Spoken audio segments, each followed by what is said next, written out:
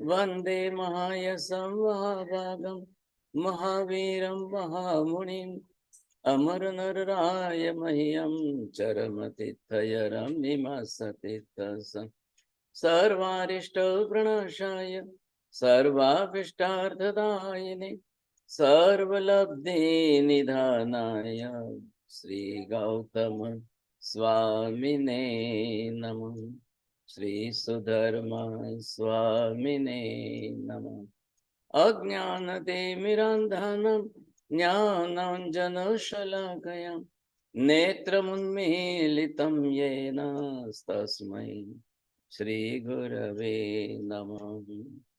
धर्म लाभ सबको बहुत बहुत आशीर्वाद।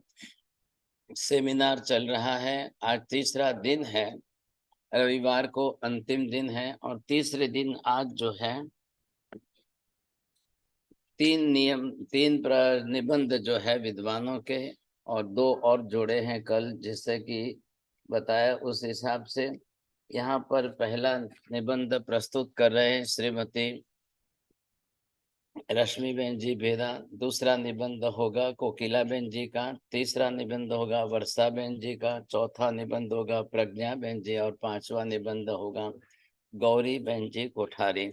जिस तरह से 3 ही थे और 2 बढ़ा दिए गए, जो जिस तरह से भी इंटरेस्ट है, अपनी तरह से सभी विद्वान अपना निबंध पूरी तरह से प्रस्तुत करेंगे और सभी विद्वान जो भी है वो उपस्थित रहेंगे। उपस्थित रह करके कॉपी पेन लेकर के सुनते हुए जहां आपको लग रहा है वह प्रश्न आप नोट्स करेंगे। प्रश्न नोट्स करके उसके पश्चात जब आपको समय दिया जा रहा है अवश्य आप प्रश्न पूछेंगे। प्रश्न भी पूछना है और शंका समाधान भी करना है। जब विषय ही गणधरवाद का है और ऐसे गणधरवाद के विषय में है ही शंका समाधान का विषय, प्रश्न प्रति प्रश्न का, ऐसे में different arguments and counter argument से विद्वान लोग थोड़ा सा अपने ज्ञान का सही उपयोग करें। इस समय यहाँ पर सर्वप्रथम पहला निबंध कोकिला बहन जी का कह रहे हैं। कोकिला बहन जी आए नहीं है, उपस्थित नहीं है और यहाँ पर लिंक में जुड़े नहीं है, तो रश्मि बहन जी कोकिला बहन का विषय प्रस्तुत कर रहे हैं। ये देते हैं महाराज साहब जी। हाँ, वो पीपीटी में दिखा सकती हूँ क्या? बहुत अच्छा है, खुशी की बात है।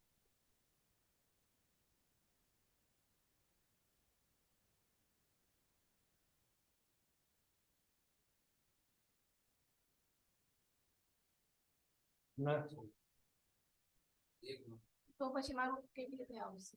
કરે છે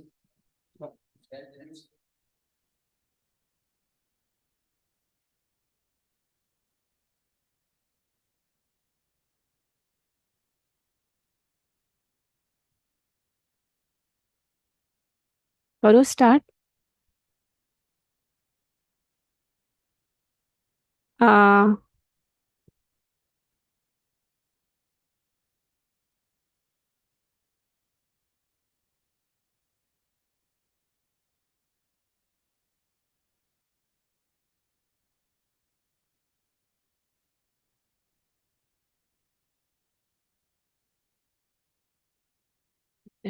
बस थोड़ा नहीं।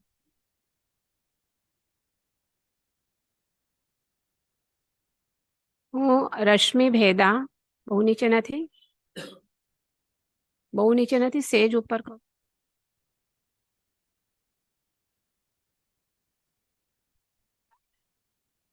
પ્રથમ ગણધર નથી, અવાજ નથી આવતો।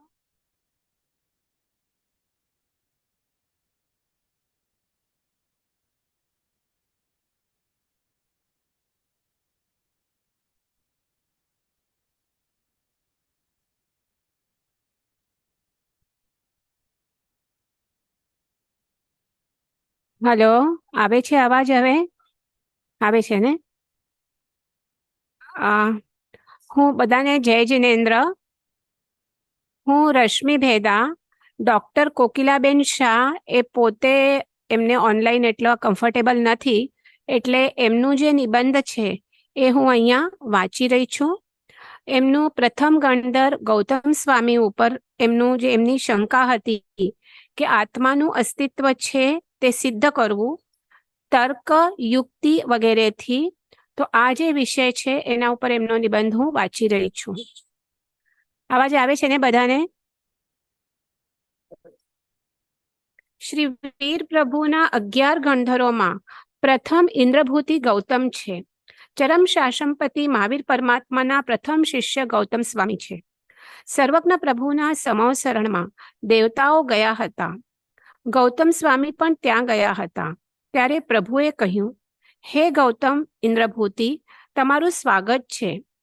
એ સાંભળી ગૌતમ વિચારમાં પડ્યા કે આ મારા ગોત્ર અને નામને પણ જાણે છે, પણ જો મારા હૃદયમાં રહેલા સંશયને તે જણાવે અને પોતાની જ્ઞાન સંપત્તિ વડે છેદી નાખે તો તેમને ખરા આશ્ચર્યકારિક માનું.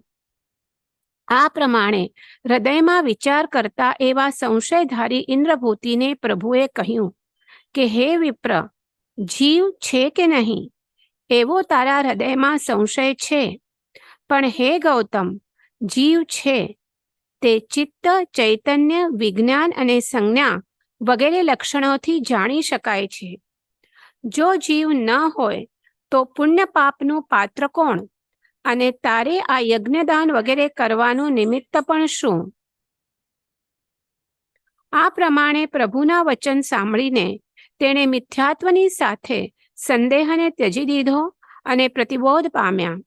આ પ્રભુના ઉપદેશને સૂત્રબદ્ધ કર્યો અને જૈન દર્શનમાં આત્મવાદની નિરૂપણા કરી. જૈન ધર્મનો આત્મવાદ એટલે આત્માના અસ્તિત્વનો સ્વીકાર. આત્મવાદની કોઈ પણ વાત આપણે કરીએ ત્યારે પ્રશ્ન થાય કે આત્મા છે કે નહીં? આત્માના અસ્તિત્વનું શું પ્રમાણ છે?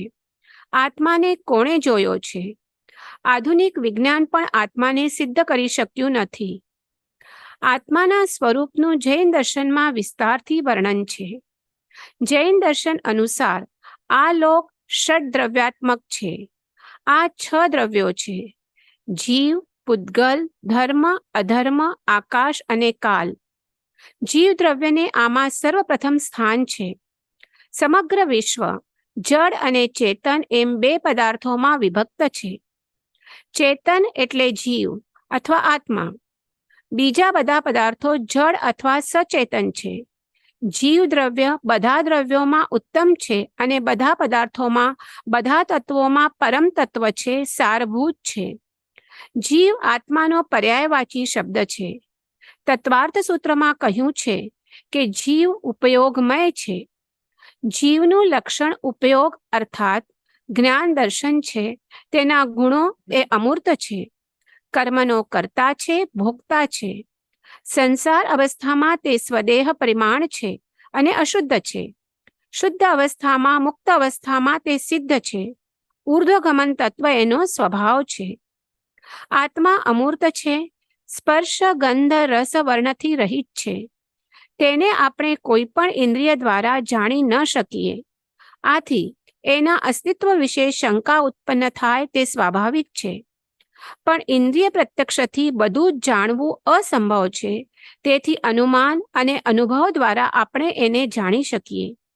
આ રીતે આત્મા છે અને તે અનુભવગમ્ય છે. તે ત્રિકાલ સ્થાયી શાશ્વત પદાર્થ છે. જ્ઞાન દર્શન સ્વભાવી જીવ દ્રવ્ય છે. જૈન દર્શનમાં નીચે પ્રમાણે યુક્તિઓ દ્વારા આત્માના અસ્તિત્વને સિદ્ધ કર્યું છે. વાસ્તવિક દૃષ્ટિએ જીવની ઓળખ તેની ચેતના છે. આખું વિશ્વ ચેતન અને જડ એમ 2 દ્રવ્યોમાં વિભક્ત છે.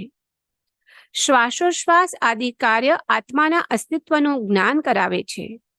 ઇન્દ્રિયો તો માધ્યમ છે, તે અચેતન છે. ઇન્દ્રિયોના માધ્યમ દ્વારા જે જાણે છે, જુએ છે તે આત્મા છે. જેવી રીતે રથની ક્રિયાઓનો અધિષ્ઠાતા સારથી હોય તેવી રીતે શરીરની ક્રિયાઓનો અધિષ્ઠાતા આત્મા છે. અન્યથા શરીર તો અચેતન છે. ઉદાહરણાર્થે આપણે જોઈએ છીએ કે જે શરીર વર્ષો સુધી ઠીક રહે છે તે શરીરમાંથી આત્મા નીકળી જતા શરીર થોડા જ સમયમાં સડવા લાગે છે. એ આ ષટ દર્શન સમુચ્ચય હરિભદ્ર સૂરીના એમાંથી આ લીધેલું છે. હું સુખી છું, દુઃખી છું આદિ પ્રકારથી જે હું છે તેનાથી આત્માની સિદ્ધિ થાય છે. આત્મા શબ્દ છે તો તેનો આત્મા નામે અર્થ પણ હોવો જોઈએ. એમ પણ કહ્યું છે. અજીવ શબ્દ કહીએ એટલે શબ્દથી જીવ અર્થાત આત્માનું અસ્તિત્વ સિદ્ધ થાય છે. અજીવ એટલે જળ, પણ એમાં આપણે એને જ અજીવ કહીએ છીએ એટલે જીવ શબ્દનો અહીંયા અસ્તિત્વ સિદ્ધ થાય છે. જૈન ગ્રંથોમાં કહ્યું છે કે ગુણો સુખ, દુઃખ, જ્ઞાન, દર્શન, ચારિત્ર આદિ ગુણી વગર રહી ન શકે. તે ગુણને ધારણ કરનાર જ આત્મા છે. દરેક ક્રિયાનો કોઈને કોઈ કરતા અવશ્ય હોય છે. તેથી જોવું, જાણવું એ ક્રિયાનો કરતા અવશ્ય હોવો જોઈએ અને તે આત્મા છે. એમ પણ કહ્યું છે કે આ આત્મા છે એવું જે અનુભવાત્મક જ્ઞાન થાય છે એ જ્ઞાન શું છે? જો સંશય શંકા હોય તો પણ આત્માના અસ્તિત્વની સિદ્ધિ થાય છે. જેમ કે I doubt therefore I am, એવી જ રીતે I think therefore I am. આત્માની શંકા આત્મા પોતે જ કરે છે. જે શંકાનો કરનાર છે તે જ આત્મા છે. આમ આત્મા છે તે નિત્ય છે, તે પોતાના કર્મનો કર્તા છે, તે કર્મનો ભોગતા છે. આ પ્રમાણે આત્માનું અસ્તિત્વ અનેક યુક્તિઓથી અને તર્કથી સિદ્ધ થાય છે. આત્મા અને દેહ બંને જુદા છે કેમ કે બંનેના લક્ષણો જુદા છે. ચેતન અને જળ બંને દ્રવ્યોના સ્વભાવ ભિન્ન છે. ચેતન એ દેહનો ગુણ નથી. અનાદિકાળથી અજ્ઞાનને લીધે દેહના પરિચયથી દેહ જ આત્મા ભાસ્યો છે.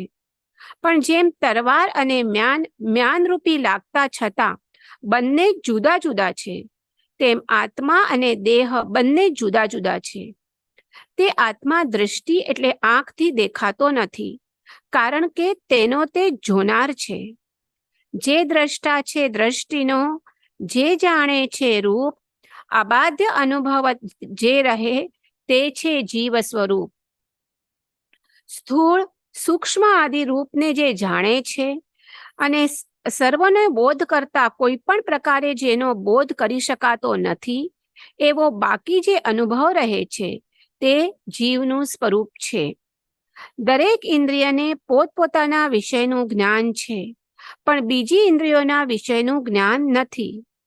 જેમ કે કર્ણેન્દ્રિયથી સાંભળ્યું તે કર્ણેન્દ્રિય જાણે છે, પણ ચક્ષુ ઇન્દ્રિય તેને જાણતું નથી. ચક્ષુ ઇન્દ્રિયથી દીઠેલું તે કર્ણેન્દ્રિય જાણતી નથી. પણ આત્મા તે તો પાંચેય ઇન્દ્રિયના વિષયનું જ્ઞાન છે. અર્થાત જે તે પાંચ ઇન્દ્રિયોના ગ્રહણ કરેલા વિષયને જાણે છે તે આત્મા છે. આમ પ્રત્યેક ઇન્દ્રિયને નિજ નિજ વિષયનું જ્ઞાન છે, પણ પાંચ ઇન્દ્રિયના વિષયનું આત્માને જ્ઞાન છે.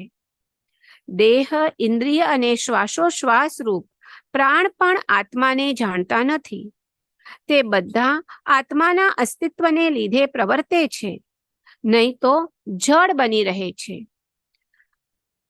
એમ પણ કહ્યું છે કે જાગૃત, સ્વપ્ન અને નિદ્રા એ અવસ્થામાં વર્તતો છતો તે અવસ્થાઓથી જુદો જે રહ્યા કરે છે અને તે અવસ્થા વ્યતીત થયે પછી પણ જેનું હોવાપણું છે, અસ્તિત્વ છે અને તે અવસ્થાને જે જાણે છે એવો પ્રગટ સ્વરૂપ ચૈતન્યમય છે. પ્રગટ રૂપ ચૈતન્યમય એ જેની નિશાની સદાય વર્તે છે. કોઈ પણ વખત તે નિશાનીનો ભંગ થતો નથી. આપણે ઘટપટ આદિને જાણીએ છીએ અને તે છે એમ માનીએ છીએ. એ ઘટપટ આદિનો જાણનાર છે તે આત્મા છે. જડ ચેતન બંને દ્રવ્યો ભિન્ન છે. કોઈ પણ કાળે તે એકપણું પામી શકે નહીં. આમ આત્મા જણાય છે, અર્થાત તેનું અસ્તિત્વ છે. જો આત્મા છે કે નહીં તે શંકા કરીએ તો આત્માની શંકા આત્મા પોતે જ કરે છે. તેથી આત્માનું અસ્તિત્વ સિદ્ધ થાય છે. આ રીતે સિદ્ધ થાય છે કે જીવ ચેતન દ્રવ્ય છે. વાસ્તવિક દૃષ્ટિએ જીવની ઓળખ એની ચેતના છે. જીવમાં અનંત જ્ઞાન અને અનંત દર્શન છે. જૈન દૃષ્ટિએ જોઈએ તો જીવ તેના મુક્ત સ્વરૂપમાં અમૂર્ત છે, પણ વ્યવહારની દૃષ્ટિએ તે સંસારી અવસ્થામાં કર્મ સાથે બંધાયેલ હોવાથી મૂર્ત પણ છે. જૈન દર્શનમાં જીવોના પ્રકારનું વિસ્તારથી વર્ણન છે. જીવ અવિનાશી હોવાથી તે અનાદિકાળથી પૂર્વે હતો, વર્તમાનમાં વિદ્યમાન છે અને ભાવિ અનંતકાળ સુધી રહેશે. એટલે કે તે નિત્ય છે, શાશ્વત છે, ત્રિકાળી ધ્રુવ છે, અનંત ગુણોથી યુક્ત છે. એનો મુખ્ય ગુણ ચૈતન્ય છે, એટલે કે તે દર્શન અને જ્ઞાન સ્વરૂપી છે. જોવું અને જાણવું તે આત્માનો ગુણ છે. આ ચૈતન્ય ગુણની પરિણતિને ચેતના અથવા ઉપયોગ પણ કહે છે. જ્ઞાન જીવનો અસાધારણ ગુણ હોવાથી અને વળી તે એક જ ગુણ વડે જીવ દ્રવ્ય મુખ્યતાએ ઓળખાતું હોવાથી એને જ્ઞાન માત્ર પણ કોઈ અપેક્ષાએ કહેવામાં આવે છે. જીવ દ્રવ્યનું સ્વરૂપ શુદ્ધ ચૈતન્યમય છે, એટલે કે જ્ઞાન દર્શન સ્વરૂપ છે. પણ મોહનીય કર્મના ઉદયથી જીવ અજ્ઞાનવશ સંસારમાં 4 ગતિ અને 84 લાખ જીવાયોનીમાંથી દેહ ધારણ કરી અને પરિભ્રમણ કરે છે. આમ કર્મનો સંયોગ પામી જીવ ભવસાગરમાં અનાદિકાળથી ભટક્યા કરે છે. જળ ચેતનના ભેદ જ્ઞાનથી જીવ ગણસ્થાનકમાં આરોહણ કરીને અર્યંત બને છે અને અંતે મોક્ષ પ્રાપ્ત કરે છે. આ રીતે આત્માનું અસ્તિત્વ સિદ્ધ થાય છે. તેથી આત્મા પણ સત છે. સત દ્રવ્ય લક્ષણમ, અસ્તિત્વમય છે, એક સ્વતંત્ર દ્રવ્ય છે. આત્મા દ્રવ્ય નિત્ય છે, પણ પર્યાયે પલટાય છે. એમ એનું સતત પરિણમન થયા કરે છે. તે નિત્યાત્મક છે, તો પણ વસ્તુતઃ સ્વભાવથી તે નિત્ય સ્થાયી છે. આ રીતે આત્માનું અસ્તિત્વ છે તે સિદ્ધ થાય છે અને આત્મા છે કે નહીં એ શંકાનું નિવારણ થાય છે. આત્માની શંકા કરે આત્મા પોતે આપ, એમ આત્માને ભેદ વિજ્ઞાન દ્વારા જાણી શકાય છે. જય જિનેન્દ્ર. અહીંયા કોકિલાબેન શાહનો નિબંધ પૂર્ણ થાય છે.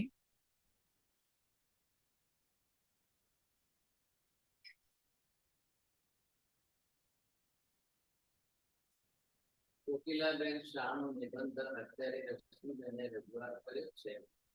Now the paper is open for discussion. So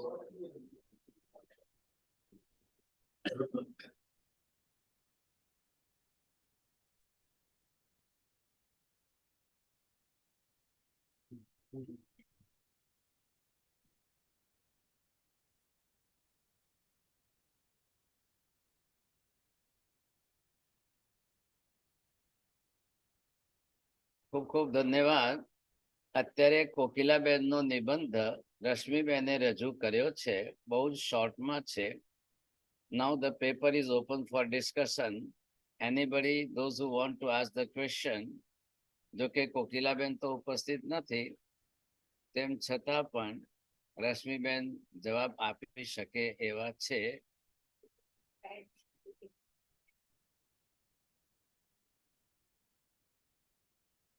One question arise here. जो इन्होंने पढ़ा है अभी इसके अंदर,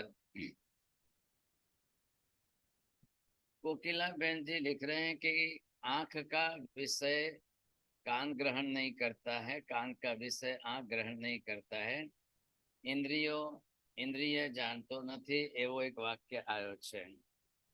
सवाल ये है कि ज्ञान इंद्रिय को होता है कि इंद्रिय से होता है। See what is the difference of the language. इंद्रियों ने थाय छे कि इंद्रियों वडे थाय छे। तो वडे थाय छे तो ये कोने थाय छे। इंद्रिय प्रत्यक्ष के अंदर आप आत्मा को इंद्रियों से कैसे सिद्ध कर सकते हो, उसका एक प्रमाण ये भी है। इंद्रभूति गौतम का जो विषय है कि आत्मा नहीं है और यहाँ पर आत्मा है ये सिद्ध किया जा रहा है, तो उन्होंने इंद्रिय प्रत्यक्ष का प्रमाण भी मांगा है। क्योंकि इंद्रियों से आत्मा प्रत्यक्ष सिद्ध है, ये कैसे सिद्ध होगा, उसके लिए यहाँ पर ये प्रश्न है कि ज्ञान इंद्रियों को होता है या इंद्रियों से होता है। उससे होता है तो वो किसको होता है?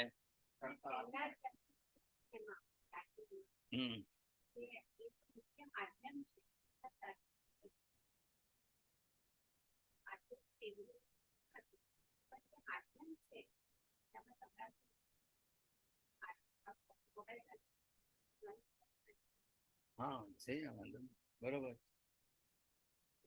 આ છે તો આનાથી થવાશે।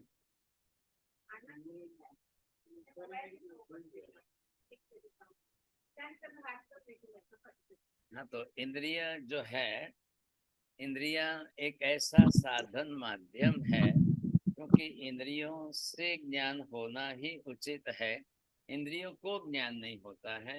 इसमें सबसे बड़ा कारण ये है कि इंद्रियां अपने आप में जड़ पुद्गल पदार्थ हैं। आत्मा ने ही औदारिक वर्गना के पुद्गल परमाणुओं को लेकर के इंद्रियां बनाई हैं। शरीर जो बनाया है उस शरीर के अंगों पांग आदि नाम कर्म से बनाया, लेकिन शरीर तो बन गया, शरीर के ही साथ इंद्रियां भी बनाई है, तो बनी है तो औदारिक वर्गना के पुद्गल परमाणुओं से ही बनी है। लेकिन बनने के बाद आत्मा ने शरीर के अन्य अंग उपांगों की रचना जिस तरह से नामकर्म से की है वो अलग, लेकिन साथ में आत्मा ने इन्हीं इंद्रियों की रचना जो की है कि इंद्रियों को ज्ञान वाहक बना दी। वाहक in the sense it is the just like the conductive eye, तो उसके द्वारा माध्यम से ज्ञान आत्मा को हो रहा है। ज्ञान जो भी जाएगा वो इंद्रियों में कहीं स्टोरेज नहीं हो रहा है, वो डायरेक्ट आत्मा को हो रहा है। इसलिए इंद्रिय प्रत्यक्ष से इंद्रियों के साथ कनेक्टेड जुड़ी हुई चेतन आत्मा और जिसको ज्ञान होता है उसका स्वरूप यहाँ पर दर्शाया गया है। तो ये पांचों इंद्रियां हैं। अब इन्होंने कोकिलाबेन जी ने लिखा है कि भाई ज्ञान, अरे जे आंख वडे देखाय ए कान वडे न जणाय ने जे कान वडे जणाय ए आंख वडे न जणाय। तो इसके अंदर स्पेशली इनको करना क्या चाहिए था? शब्द प्रयोग। प्रत्येक इंद्रियां अपने आप में स्वतंत्र है, इसलिए एक इंद्रिय का ज्ञान दूसरी इंद्रिय को होने की आवश्यकता नहीं है। यहाँ पर इंद्रियों से जो ज्ञान आत्मा को होता है, अब उस अर्थ में अगर हम समझने जाए तो बराबर है। इस तरह से ज्ञान होने की एक प्रक्रिया है।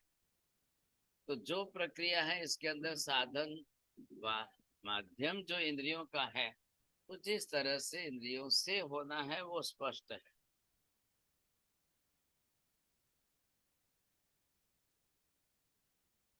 हाँ जी, और किसको पूछना है? बोलिए।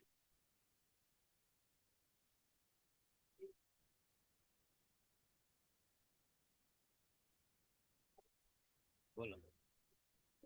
इंद्रियों नो विषय, इंद्रिय प्रत्यक्ष से आत्मा की सिद्धि।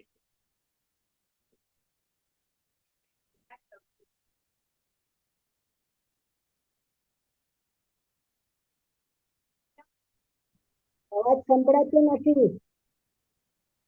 સંભળાતું નથી। મિનિટ, હવે સંભળાય છે? હા, ઓકે ઓકે, એક મિનિટ। એમણે પહેલા સ્ટાર્ટિંગમાં જ લખેલું છે કે ઇન્દ્રિયો માધ્યમ છે, પણ ઇન્દ્રિયોના માધ્યમથી જે જાણે છે, જુએ છે તે આત્મા છે। પણ આપણે જે મનુષ્ય આપણે જે છીએ તો આપણે જે ઇન્દ્રિય છે તો આપણે ચક્ષુ ઇન્દ્રિય ખાલી જાણવાનું જ કામ કરી શકે છે, કર્ણેન્દ્રિય ખાલી સાંભળવાનું જ કામ કરી શકે છે, રસનેન્દ્રિય ખાલી ટેસ્ટનું જ કામ કરી શકે છે, જ્યારે આત્મા છે એ પાંચે ઇન્દ્રિયનું કામ કરી શકે છે. આ જે એમણે લીધેલું છે એ શ્રીમદ રાજચંદ્ર આ સેન્ટેન્સ તો સુધારવા છે.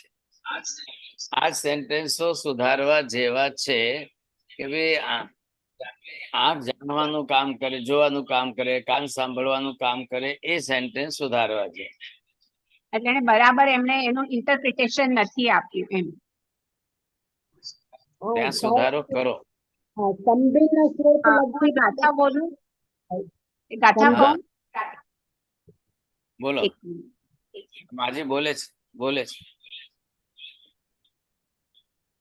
બોલે સંબિન્ન સ્ત્રોત લબ્ધિ છે, એ લબ્ધિ થી બધી ઇન્દ્રિયોનું કામ એક સાથે જાણી, મતલબ આંખનું કામ કાનથી જાણી શકાય છે. આ વાત બરાબર છે ને?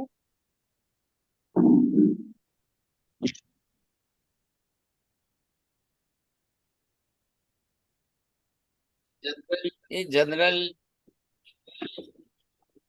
કોઈ લબ્ધિ વિશેષનું કામ જુદું હોય છે, પણ જનરલી જે છે કોઈ ઇન્દ્રિયથી કોઈ ઇન્દ્રિયનો વિષય, પહેલી વાત તો એ સુધારણો કરવા જેવો છે કે એક इंद्रिय નું જ્ઞાન, जब इंद्रिय का ज्ञान होगा तो बात नहीं बैठेगी ना, इसलिए आपको ये समझना है इंद्रियों बड़े ज्ञान आत्मा ने થાય છે, વાત એટલે જ.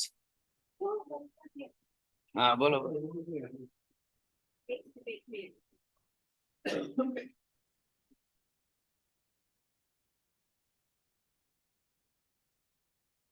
बात क्या चल रही है वो समझना है आपको, बस इतनी सी बात. હા, हाँ આ જે એમણે લખેલું છે એ શ્રી આત્મસિદ્ધિ શાસ્ત્ર શ્રીમદ રાજચંદ્રજીનું જે એમણે લખેલું છે એમાં એમણે 6 જે આપણે કહીએ આત્મા છે, આત્મા નિત્ય છે, આ જે 6 પદ છે એના ઉપર સૌથી પ્રથમ આત્મ તત્વની સિદ્ધિ માટે એમણે ઓલમોસ્ટ કેટલી 1 2 3 4 5 6 7 8 12 જેટલી ગાથાઓ છે. તો એમાં એક જે છે ઇન્દ્રિય પ્રત્યેકને નિજ નિજ વિષયનું જ્ઞાન, પાંચે ઇન્દ્રિયના વિષયનું પણ આત્માને ભાન. તો આ જે એમણે આત્માનું જે સિદ્ધિ કરી છે સૌથી પ્રથમ પદ, એના ઉપરથી આ કોકિલાબેને લીધેલું.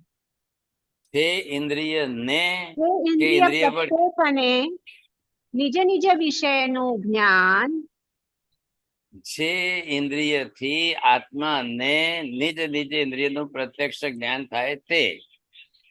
ઇન્દ્રિયોને જ્ઞાન થાય છે એમ નથી, ઇન્દ્રિયો વડે જે આત્માને જ્ઞાન થાય છે આટલું અર્થ કરવાનો છે, બીજું કઈ અર્થ નથી. જેનો કરવાનો છે એમાં પ્રોપરલી ઇન્ટરપ્રિટેશન એનું નથી થયું એમ. બસ હવે ડાયા થઈ ગયા તમે. ચાલો બરાબર? બોલો ઉત્પલાબેનજી, પ્રશ્ન પૂછવું છે કોને?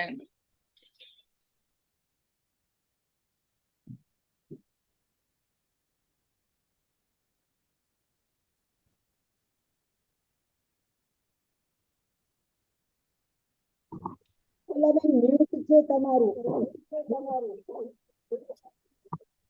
સંભળાય છે ને તમને? ઉત્પલાબેન નથી સંભળાતું. મ્યુટ કરો. માઇક હા? અનમ્યુટ કરો. સંભળાતું સંભળાય છે સાહેબજી, સંભળાતું નથી. સંભળાય છે સાહેબજી, ઓડિબલ છે. અચ્છા ઠીક છે, વાંધો નહીં, બીજાને સંભળાતું હોય તો. माइक अनम्यूट करो.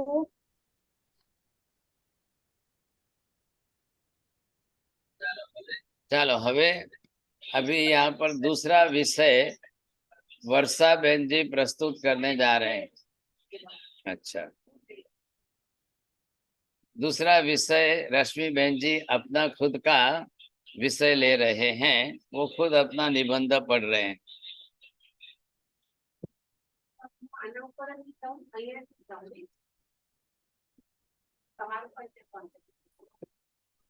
आवाज नहीं आ रही महाराज साहब उनकी. હા, મારો વિષય પંચમ ગણધર શ્રી સુધર્મા સ્વામી, એમનું જે શંકા ઉપર સાહેબજી આપ્યો છે, ગતિ જાતિ કર્માનુસારી કે ઈશ્વરાધીન વ્યવસ્થા છે. સર્વજ્ઞ પરમાત્મા શ્રી મહાવીર સ્વામીના 11 ગણધરોમાં પંચમ ગણધર શ્રી સુધર્મા સ્વામી હતા.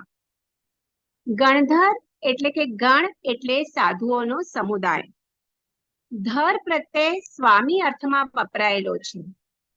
અધ્યયન અધ્યાપન કરાવવાના હેતુથી અમુક સાધુઓના સમુદાયને ધારણ કરનારા સ્વામી તે ગણધર અથવા દ્વાદશાંગીને રચનારા તીર્થંકર પરમાત્માના આદ્ય પ્રમુખ શિષ્યો એ ગણધર ભગવાન. તીર્થંકર પરમાત્મા સમોસરણમાં અર્થથી દેશના આપે છે, ત્યારે ગણધર ભગવંતો તે દેશનાને સંક્ષિપ્ત રીતે સૂત્રબુદ્ધ બનાવે છે, જે આગમ કહેવાય છે.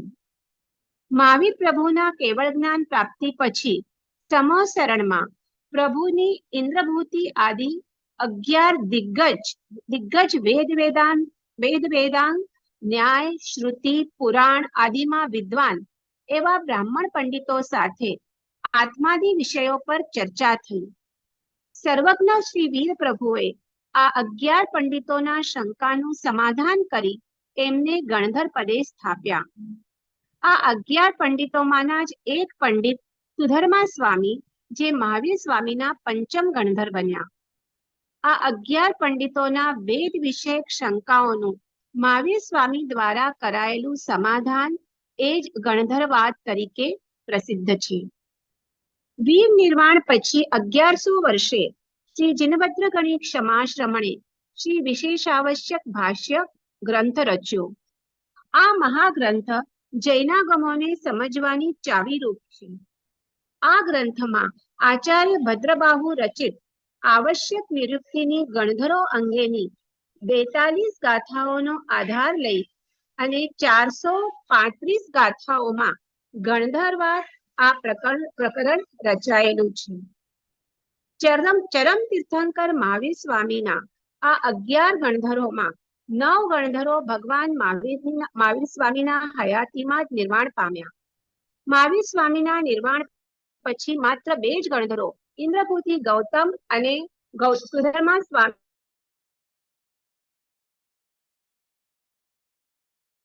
હયાત હતા. ગણધરોમાં સમસ્ત મુનિગણોની ધરા સોંપાઈ હતી, માટે વર્તમાન સમસ્ત સાધુ સાધ્વી રૂપ શમન સંઘની પરંપરાઓમાં આદ્ય ગુરુ શ્રી સુધર્મા સ્વામી છે.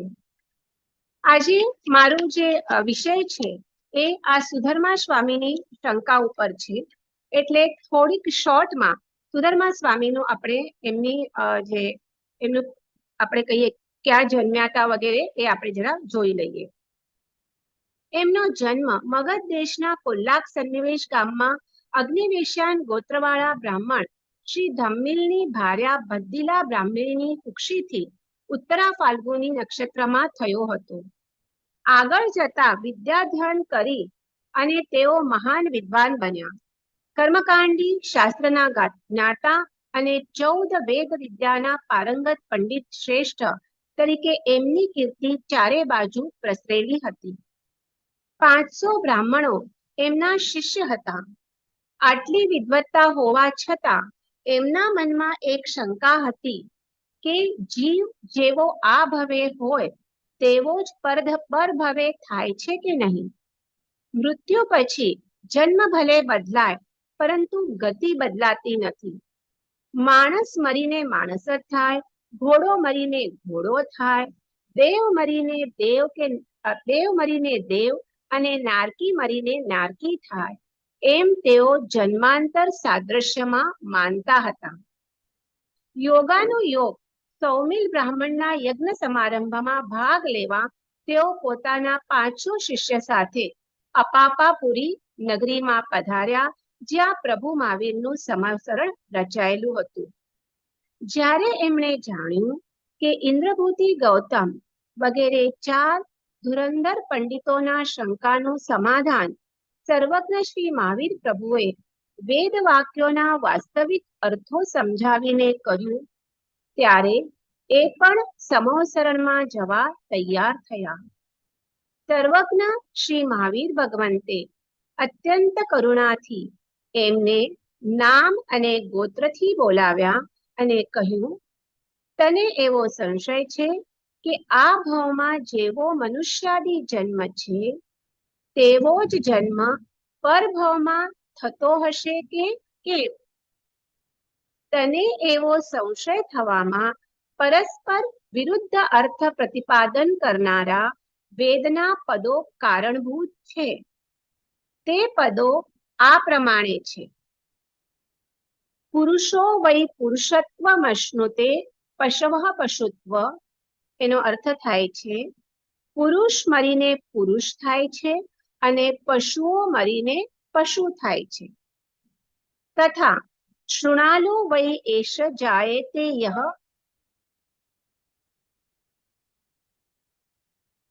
શૃણાલો વૈ શૃગાલો. શૃગાલો વૈ એષ જાયતે યહ તુ પુરુષો દહ્યતે.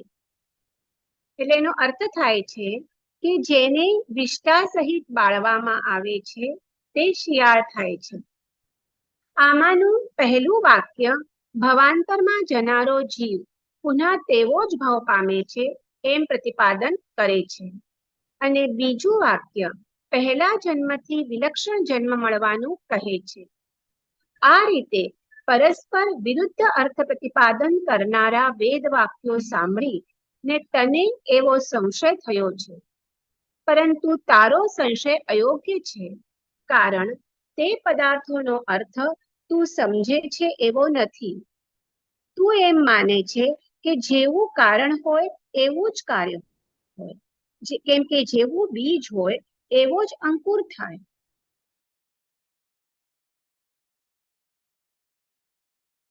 તેવી જ રીતે પૂર્વજન્મ એવો આ જન્મ છે તેવી જ ગતિ પરભાવમાં પણ હોવી જોઈએ. અર્થાત મનુષ્ય હોય તે ફરી મનુષ્યપણાને પામે અને પશુઓ પશુપણાને પામે, પણ તે યોગ્ય નથી. આ તારી જે શંકા છે એ યોગ્ય નથી એમ વીર પ્રભુ સુધર્મા સ્વામીને, ત્યારે હજી સુધર્મા બ્રાહ્મણ હોય છે, એમને કહે છે. પુરુષો વૈ પુરુષત્વ મશ્નુતે. આ વાક્યથી એમ સમજવાનું છે કે જો કોઈ પુરુષ આ જન્મમાં સ્વભાવથી જ ભદ્ર પરિણામી અર્થાત સરળ સ્વભાવી હોય, નમ્ર વિનીત હોય, ઈર્ષ્યા દ્વેષ ભાવ રહિત હોય, તે આત્મા એટલે કે પુરુષ મનુષ્ય નામ, મનુષ્ય ગોત્ર, મનુષ્ય ગતિ કર્મ ઉપાર્જન કરી અને મૃત્યુ પામીને ફરીથી મનુષ્ય એટલે કે પુરુષ થઈ શકે છે. પરંતુ બધા જ મનુષ્યો એક સરખા સ્વભાવવાળા નથી હોતા. વ્યવહારમાં આપણે પ્રત્યક્ષ જોઈએ છીએ કે કોઈ અભિમાની છે, કોઈ દ્વેષી, રાગી, કોઈ વધુ કશાય કરતો હોય, કોઈ કપટી વૃત્તિવાળા ઇત્યાદિ અનેક ભિન્ન ભિન્ન સ્વભાવવાળા હોય છે. તો એવા બધા મનુષ્યો મરીને મનુષ્ય થાય એમ નથી. એ જ પ્રમાણે પશવઃ પશુત્વ એટલે પશુ પક્ષી પણ માયા, છલ, ઈર્ષ્યા, દ્વેષ આદિ દોષના કારણે પશુનામ તથા તિર્યંચ ગતિ કર્મ ઉપાર્જન કરી મરી અને ફરી પશુ પણ થાય છે. પરંતુ સર્વ પશુઓ માટે પરભાવમાં પશુ જ થશે એવો નિયમ નથી. સર્વ પશુઓ પણ સમાન વૃત્તિવાળા, સમાન કૃતિવાળા હોતા નથી. તિર્યંચ દેહધારી એ આત્માઓ પણ શુભ ભાવથી ધર્મ પામી પોતાના કર્મની નિર્જરા કરી શુભ ગતિ ઉપાર્જન કરી પરભાવમાં દેવ મનુષ્ય થઈ શકે છે. એટલે કે આ જન્મથી વિલક્ષણ જન્મ પણ પરભાવમાં થઈ શકે છે. જેવું કારણ હોય તેવું જ કાર્ય હોય એવો નિયમ નથી. કાર્ય અને કારણતાની વચ્ચે સમાનતા પણ હોઈ શકે અને અસમાનતા પણ હોઈ શકે. કારણ કે હવે અહીંયા એક્ઝામ્પલ આપે છે, દ્રષ્ટાંત આપે છે. શૃંગથી ક્ષર નામની વનસ્પતિ થાય છે અને તેને જો સરસવનો લેપ કરવામાં આવે તો એનાથી જુદા પ્રકારનું ઘાસ થાય છે. બીજું, ગાય અને બકરીના વાળથી દુર્વા રો થાય છે. વિષ્ટામાંથી કીડા પેદા થાય છે. છાણમાંથી વીછી થાય છે. વળી જુદા જુદા દ્રવ્યોના સંમિશ્રણથી સર્પ, સિંહ, મત્સ્ય આદિ પ્રાણીઓ અને રત્નો, મણિ વગેરે પણ ઉત્પન્ન થઈ શકે છે. આમ કારણથી વિલક્ષણ કાર્ય પણ થાય છે. એટલે વસ્તુ સદૃશ પણ છે અને વિદ્રશ પણ થાય છે. દરેક કાર્યની પાછળ કારણ તો છે. વૃક્ષનું કારણ બીજ છે, ધુમાડાનું કારણ અગ્નિ છે અને કારણની અનુરૂપ જ કાર્ય થાય છે. માટીના કારણે ઘડો માટીનો જ થવાનો, સોનાનો નહીં. બીજને અનુરૂપ એવા કાર્યની ઉત્પત્તિ થશે. એ જ પ્રમાણે ભવથી ભવાંતરમાં જીવોની ગતિ, જાતિ આદિની વિચિત્રના કારણ રૂપે અહીં કર્મને માન. એમ પ્રભુ કહે છે કે વૃક્ષનું કારણ જેમ બીજ છે, તેમ સંસારનું કારણ અથવા જીવોની ગતિ, જાતિ આદિની વિચિત્રતાનું કારણ પણ કર્મને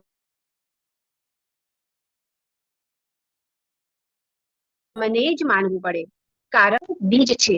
આ સંસાર અનેક વિચિત્રતાઓથી ભરાયેલો છે, કારણ કે તેના મૂળભૂત વિરૂપ કર્મમાં ઘણી જ વિચિત્રતાઓ છે.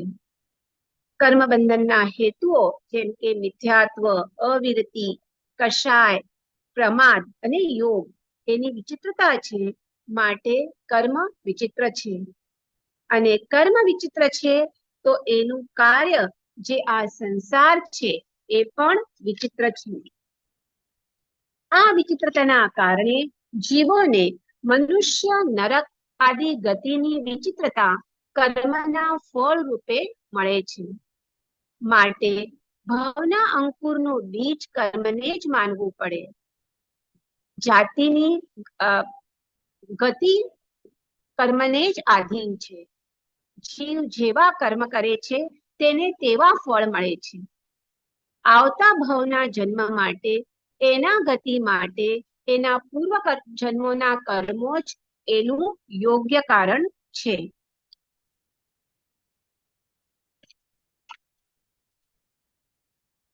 એટલે જૈન દર્શન પ્રમાણે આવતા જન્મ માટેની ગતિ, જાતિ પૂર્વ જન્મોના બાંધેલા કર્મ અનુસાર મળે છે. તે ઈશ્વરાધીન નથી. પણ આજનો અમારો પેપર છે કે એ ઈશ્વરાધીન છે કે કર્માધીન છે. તો હવે આપણે જે બીજા દર્શન છે ભારતમાં, એમનું કેવી રીતે માન્યતા છે કે એમાંથી અમુક દર્શન માને છે વધારે પડતા, જે આપણે હિન્દુ કહીએ છીએ કે ઈશ્વરાધીન છે, અને કેવી રીતે તે યોગ્ય નથી એ આપણે હવે જોઈએ. 4-5 દર્શન છે, એમની શું શું માન્યતા છે. બે છે એ ઈશ્વરાધીન છે એમ નથી માનતા, તો બધાની માન્યતા આપણે પહેલા જોઈ લઈએ. તો ભારતમાં વિકસેલા મુખ્ય દર્શનોનો ઈશ્વર વિશે શું અભિપ્રાય છે એ જોઈએ.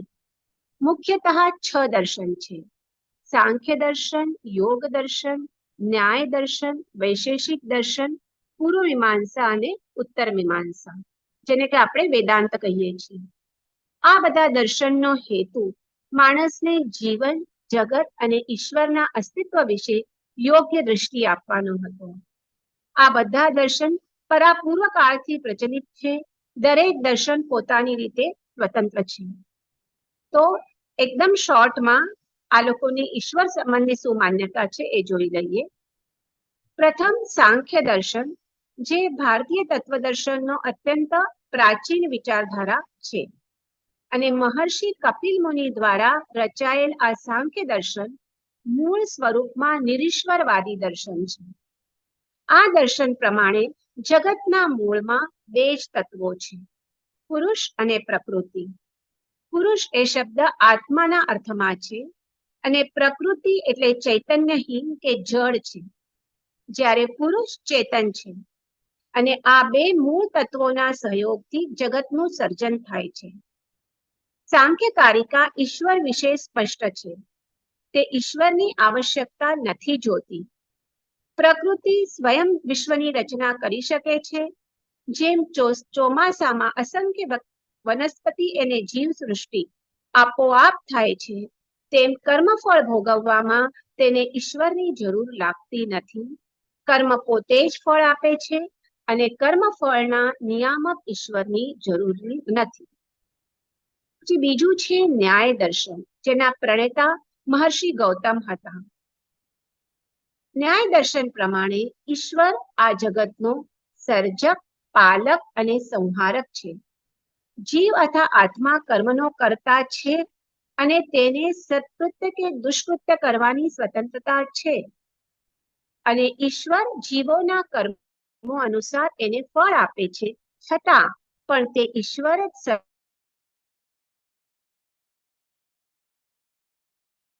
સર્વજ્ઞ અને ધૈર્ય, યશ, અને વૈરાગ્ય એ 6 ઈશ્વરના ગુણ છે. નિત્ય પરમાણુઓ, આકાશ અને આત્માઓ વડે ઈશ્વર આ સંસારનું સર્જન કરે છે. એટલે ઈશ્વર સંસારના જીવોનો ધર્મ વ્યવસ્થાપક છે. ન્યાય દર્શન પ્રમાણે ઈશ્વર જ આ જગતના સર્જન અને વિનાશનું નિમિત્ત કારણ છે. પછી વૈશેષિક દર્શન. કણાદ ઋષિ આ દર્શનના સ્થાપક હતા. આ દર્શન ન્યાય દર્શનની અનેક માન્યતાઓ સાથે સામ્ય ધરાવે છે. આ દર્શન વેદનું આધિપત્ય અને કર્મનો નૈતિક સિદ્ધાંત સ્વીકારે છે. છતાં વૈશેષિક દર્શન પ્રમાણે આ સંસાર એ ઈશ્વરની લીલા છે. જીવોની ઉન્નતિ અને મોક્ષ માટે ઈશ્વરે આ લીલા રચી છે. પરમાણુઓનો સંયોગ અને વિઘટન કર્મ ફળ અનુસાર થાય છે. ઈશ્વર એનો સૂત્રધાર છે. ઈશ્વર જીવોના કર્મફળ પ્રમાણે પરમાણુઓને પ્રેરિત કરે છે. પછી પૂર્વ મીમાંસા દર્શન. જૈમિની ઋષિનો મીમાંસા સૂત્ર આ વિષયનો મૂળભૂત ગ્રંથ છે. આ દર્શનનો મૂળ હેતુ વેદમાં રહેલા કર્મવાદમાં રહેલા સત્યને શોધવા, સમજવાનો અને એને ન્યાયી ઠરાવવાનો હતો. આ દર્શનના અનુયાયી અનુસારી આ જગત તો અનાદિ અને આનંદરૂપ છે. એના સર્જન માટે કોઈ સર્જકની જરૂર નથી. તેઓ ઈશ્વરને આ જગતના સૃષ્ટા અને કર્મફળના દાતા તરીકે સ્વીકારતા નથી. વ્યક્તિના કર્મો અનુસાર સૃષ્ટિના પદાર્થો અને ઘટનાઓ રૂપ ધારણ કરે છે. કર્મનો સિદ્ધાંત નૈતિક, કુદરતી અને સ્વાયત્ત કાનૂન જેવો છે, જે જગતનો વહીવટ કરે છે. કોઈ વ્યક્તિ દ્વારા કોઈ સમયે જે કંઈ કર્મો થાય તેના પરિણામોનું ફળ ભવિષ્યમાં તેને અવશ્ય મળે જ એ નિયમ છે, અને તેથી કર્મફળનો દાતા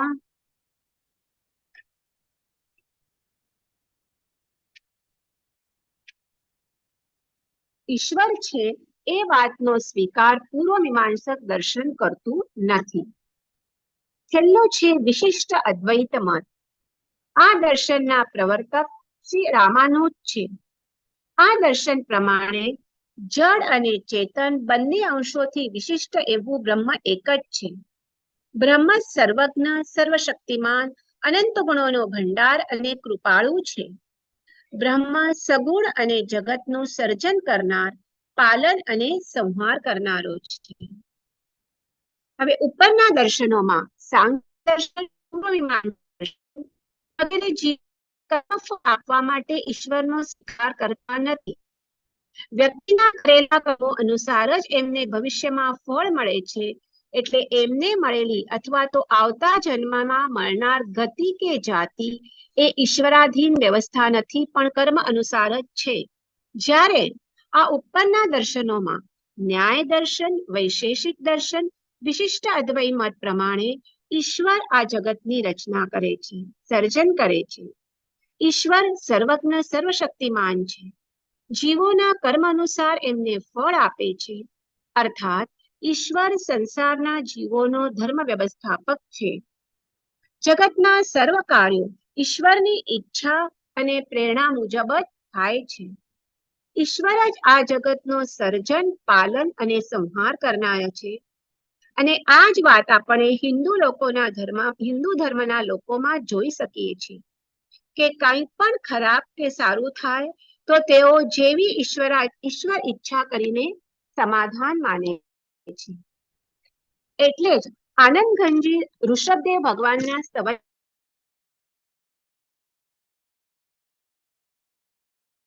કહે છે, કોઈ કહે લીલા આશ દોતલને લીલા નવી ઘટે રે. કર્તૃત્વવાદીઓ કહે છે કે આ સૃષ્ટિનું સર્જન ભગવાને કરેલું છે. આ પરમેશ્વરની લીલા સામાન્ય મનુષ્યોથી જાણી શકાય એવી નથી. વાતમાં તેઓ કહે છે કે ઈશ્વર ઈચ્છા બલવાન છે, પરંતુ જ્યાં સુધી જીવમાં તૃષ્ણા ઈચ્છા હોય ત્યાં સુધી ઈશ્વર ન બની શકે. સંપૂર્ણ ઈચ્છાઓનો નાશ થાય ત્યારે જ આત્મા પરમાત્મા બને છે. જે રાગ, દ્વેષ, ક્રોધ, માન આદિ વિકારોથી રહિત હોય તે મહાપુરુષોમાં આવી લીલા ઘટી ન શકે, કારણ કે લીલા એ તો દોષોના વિલાસ રૂપ છે. આત્મસિદ્ધિ શાસ્ત્રમાં શ્રીમદ રાજચંદ્ર પણ ફરમાવે છે કે કરતા ઈશ્વર કોઈ નહીં, ઈશ્વર શુદ્ધ સ્વભાવ, અથવા પ્રેરક તે ગણે ઈશ્વર દોષ પ્રભાવ. જીવો જે કર્મો કરે છે તે ઈશ્વરના પ્રેરણાથી થાય છે. અર્થાત જીવના કર્મો ઈશ્વરાધીન છે એવો ઈશ્વર કર્તૃત્વવાદ યુક્તિસંગત નથી. જે કર્મો છે ઈશ્વર એ યુક્તિસંગત નથી. તેમજ આવતા જન્મમાં મળનાર ગતિ કે જાતિ એ ઈશ્વરાધીન વ્યવસ્થા નથી, પણ જીવ જેવા કર્મ કરે છે એ અનુસાર એને ફળ મળે છે, એ જ યુક્તિસંગત છે. કારણ ઈશ્વરને જો જીવોના કર્મોના પ્રેરક માનતા ઈશ્વરનું સ્વરૂપ દોષયુક્ત ઠરે છે. જેઓ વિતરાગતા કૃત્ય પદને પામ્યા છે એવા ઈશ્વર જગતના જીવોના કર્મોના કરતા શું કામ થાય? જેઓ સંપૂર્ણપણે રાગ દ્વેષ રહિત થયા છે તેઓ શું કામ કોઈને દેવગતિ આપે, કોઈને તિર્યંચ કે કોઈને મનુષ્યની? જો આપણે જીવોની ગતિ જાતિ ઈશ્વરાધીન માનીએ તો ઈશ્વરને ઉપાધિવાળા માનવા પડે, અને ઈશ્વર જો ઉપાધિવાળા હોય તો તેમનામાં અને સંસારી જીવમાં કોઈ ફરક રહે જ નહીં. તેઓ પણ રાગાદી દોષોના પ્રભાવવાળા થઈ જાય, એથી એમનું ઈશ્વરપણું રહે નહીં. તેથી એમ ફલિત થાય છે કે જીવ માત્ર સ્વકર્માનુસાર બાંધેલ ઉપાર્જન કરેલા આયુષ્ય કર્મના અનુસારે ગતિ જાતિ મળે છે, તે ઈશ્વરાધીન વ્યવસ્થા નથી.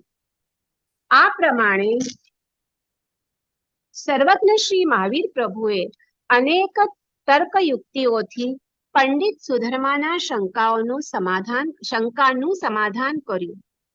અભિમાન વૃત્તિના ત્યાગવાળા એવા દ્વિજોત્તમ પંડિત સુધર્મા પણ વેદ પદોનો સાચો અર્થ જાણી પોતાને સંતોષકારક સમાધાન થવાથી પોતાના 500 શિષ્ય સાથે પ્રભુ પાસે દીક્ષા ગ્રહણ કરી અને ભગવાન મહાવીરના શાસનમાં પંચમ ગણધર બન્યા.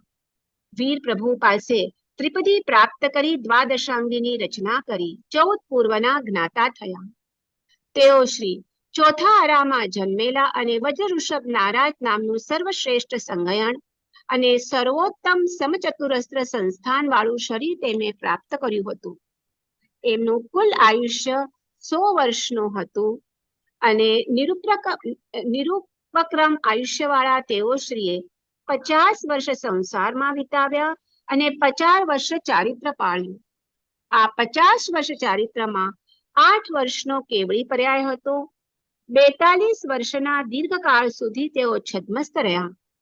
ભગવાન મહાવીરના નિર્વાણ પછી 92મા વર્ષે કેવળ જ્ઞાન કેવળ દર્શન પ્રાપ્ત કર્યું.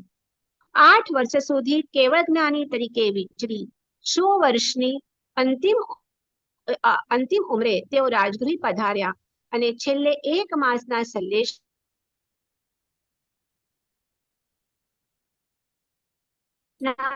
સાથે પાદોપગમ સંધારો કર્યા. ગણધરમાં ઉંમરમાં સૌથી મોટા હોવાથી બીજા બધા જ ગણધરો પોતાનો શિષ્ય પરિવાર એમને સોંપતા ગયા. પરંતુ સુધર્મા સ્વામીની પરંપરા ઘણી લાંબી ચલી. વર્તમાન દ્વાદશાંગી પણ સુધર્મા સ્વામીની જ છે. એમના શિષ્ય જંબુ સ્વામી કેવળ જ્ઞાન પામીને મોક્ષે ગયા. શંભુ સ્વામીના શિષ્ય પ્રભવ સ્વામી, એમના શિષ્ય સ્વયંભર સ્વામી આદિ શિષ્યોના શિષ્ય પરંપરા ચાલી અને વર્તમાન કાળમાં સમસ્ત સાધુ સમાજની પરંપરામાં આદ્ય બૌદ્ધ પરંપરાના આદ્ય ગુરુ સુધર્મા સ્વામી છે. આજે પણ આપણે સુધર્મા સ્વામીની પાઠ તરીકે ઓળખીએ છીએ. જય જિનેન્દ્ર. जिनाज्ञा विरुद्ध कहीं पण बोलाયું હોય तो मिच्छामि दुक्कड़म. हाँ जी, रश्मि बहन जी ने अपना निबंध प्रस्तुत किया है. सुधर्मा जी का जो विषय है एक गतिवाद, इन्होंने अपनी तरफ से प्रस्तुत किया है. Now the paper is open for all to ask the question and for discussion. बोलिए खुशबू बहन ji, can you ask the question? sir, I'll just think over it as we are doing the same topic.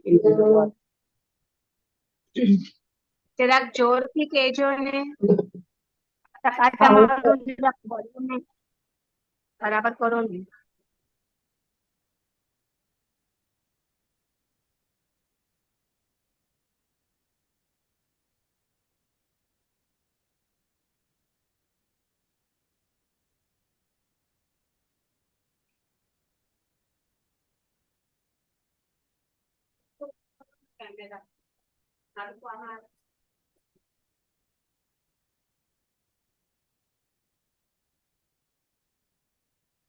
બોલો, કોને પ્રશ્ન પૂછવું છે? કોઈએ ધ્યાન આપ્યું હોય ને ધ્યાન રાખ્યું હોય તો. રશ્મિજી, સરસ હતું પેપર, સારું પ્રેઝન્ટેશન અને પ્રીવિયસ પણ સારું હતું. સેમ સ્પીસીસ, તારું પ્રશ્ન એમ હતું કે સેમ સ્પીસીસ નેક્સ્ટ બર્થમાં પણ સેમ સ્પીસીસ જ રહે છે, એટલે મનુષ્ય મરીને મનુષ્ય અથવા તિર્યંશ મરીને. You are able to hear me? હા, સાંભળે. અને તિર્યંશ મરીને તિર્યંશ. તો પછી અહીંયા એક પ્રશ્ન ઉદ્ભવે છે કે પુરુષાર્થનો કોઈ સ્કોપ નથી. અરે નથી રહેતો, એ જ તો પ્રશ્ન હતો. મનુષ્ય મરીને મનુષ્ય નથી રહેતો, એ એમની શંકા હતી, જેનું નિરસન પ્રભુએ કર્યું છે. તમે પેપર જ બરાબર સાંભળ્યો નથી. પેપર તો ક્લિયર હતું, ક્લેરિટી હતું પેપરમાં. પછી કેવી રીતે કહો છો તમે મનુષ્ય મરીને મનુષ્ય ના, થાય છે? નહીં, તને હું ક્વેશ્ચન નથી કરતી, કરું છું કે સુધર્માનું આન્સર શું હતું કરીને. અરે કે મહાવીર, મહાવીર, યસ યસ. તો એ તો એમણે આખું સમજાવ્યું કે કેવી રીતે નથી ને દ્રષ્ટાંત પણ આપ્યા, ક્ષરની વનસ્પતિ ને બધું. એ જ કહું છું કે બરાબર સાંભળ્યું નથી. સાંભળ્યું તો છે, તો એમાં તો દ્રષ્ટાંત આપીને તો સમજાવ્યું આખું. બરાબર ને સાહેબ? તમને લાગે છે એ સમજાવી શકશે? ના, પેપરમાં સાહેબજી ક્લેરિટી તો હતું, એવું નથી. તો બેન, કાર્ય એટલે ગતિ થવું એ કાર્ય છે અને ગતિ નામકરણ થવું એ કારણ. તમે ચૂપ રહો, બીજા પૂછે છે, એ બીજાનો પ્રશ્ન સાંભળો. બોલો ખુશબુબેન, બરોબર બોલો. એમનું પેપર તો એમનું બરાબર હતું. તો આમાં તમે કાર્ય કારણ કીધું, તો ગતિ થવું એ કાર્ય થઈ ગયું અને ગતિ નામકરણ બંધવું એ કારણ થઈ ગયું ને. તમે પ્રશ્ન સાંભળો પહેલા. હા, એમણે જવાબ આપ્યો. એમણે પ્રશ્ન સાંભળો પહેલા. તમે સાંભળવા માંડો તો તમને સમજણ પડશે પ્રશ્ન શું પૂછે. વર્ષાબેન નો પ્રશ્ન કે બીજા કોઈ બેન? બીજા બોલે છે. અચ્છા, સોરી, અમે સાંભળ્યો નહીં. તો પાછું કહેશો મને? બોલશો નહીં, બોલો નહીં. બેન, કેન આઈ રિપીટ બેન? યા પ્લીઝ. હા, હું પૂછતી હતી તમે ગતિવાદનું, તો આમાં કાર્યકારણ બી ભાવ બેસે ને.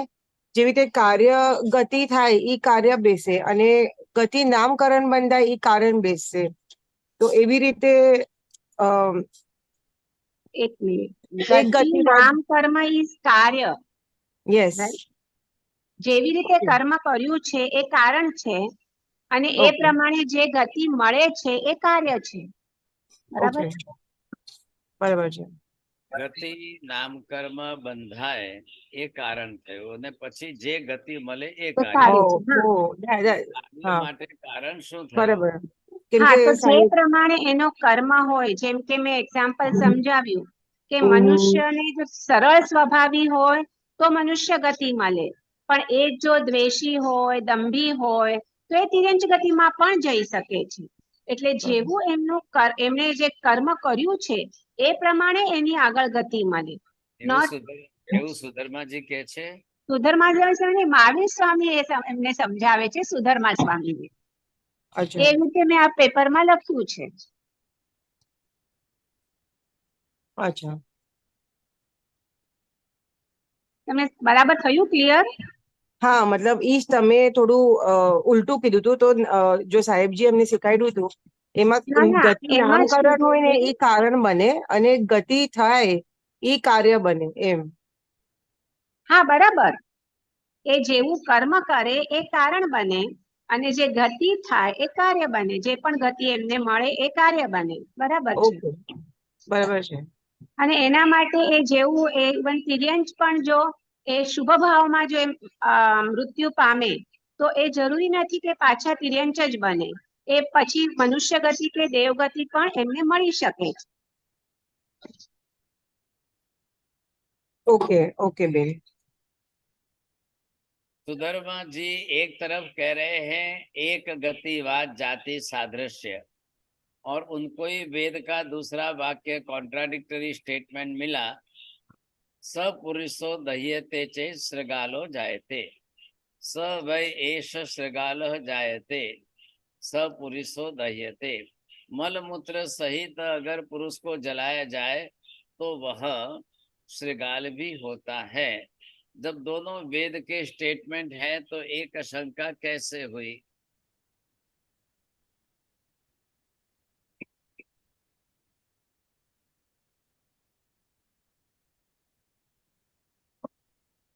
Both are the statement of the Ved. Both are the statement of the Ved, but both are the contradictory. तो उसके अंदर सपुरुषो दह्यते चेत मलमूत्र सहित जलाया जाए तो वह शृगाल बन जाता है। तो मनुष्य मर के मनुष्य ही होता है, ऐसा नियम क्यों नहीं रहा? એના પોતાના જ બે એકબીજાને અપોઝિટ કરે છે ને. એક બાજુ કહે છે કે મનુષ્ય મરીને મનુષ્ય થાય છે અને પાછું બીજામાં કીધું છે કે જો વિષ્ટા વાળું શું છે. તો એક મિનિટ, એટલે પોતાને જ કોન્ટ્રાડિક્ટ કરે છે. જેને વિષ્ટા સહિત બાળવામાં આવે છે તે શિયાળ થાય છે, એટલે પોતે જ કોન્ટ્રાડિક્ટ થાય છે. આ બે સેન્ટેન્સ છે એકબીજાને. तो वेद में ऐसा दो सेंटेंस क्यों आया?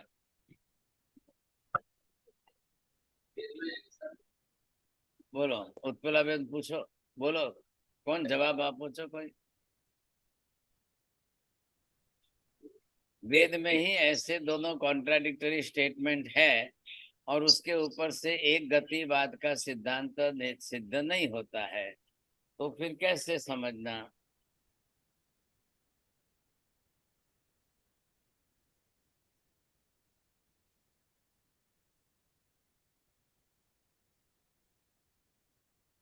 चलो, कोई वांच्યું નથી, कोई अभ्यास કર્યું નથી એટલે ખ્યાલ नहीं આવે.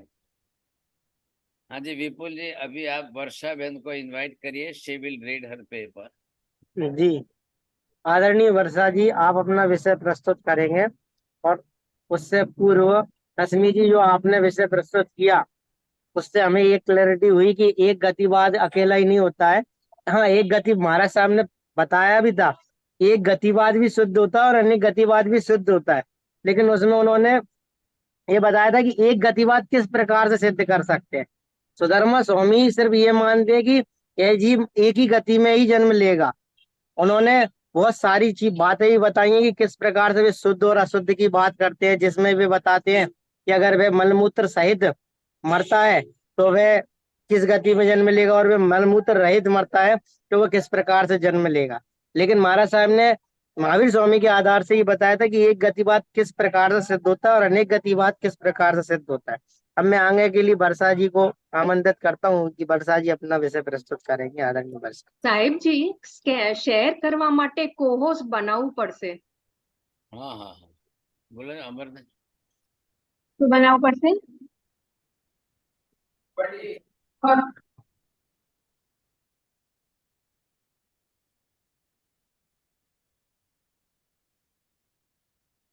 वर्षाबेन તમારો નંબર મોકલો પહેલા। महाराज साहब वर्षा लिखा है ना, वहीं के वहीं आप होस्ट बना दीजिए, वहीं से पार्टिसिपेट में जाकर के वर्षा बहन पे क्लिक करेंगे ना तो वो होस्ट बन जाएंगे। आप देख लीजिए। कर रहे हैं अमरजीत, कर रहे हैं। हाँ, वर्षा VARSA।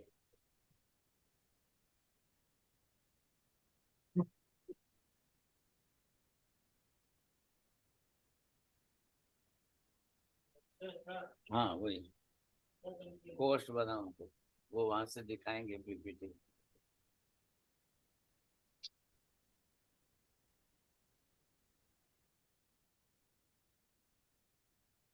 भारती बहन को बना दिया है, वर्षा बहन को बनाई। RSA लिखा है ना।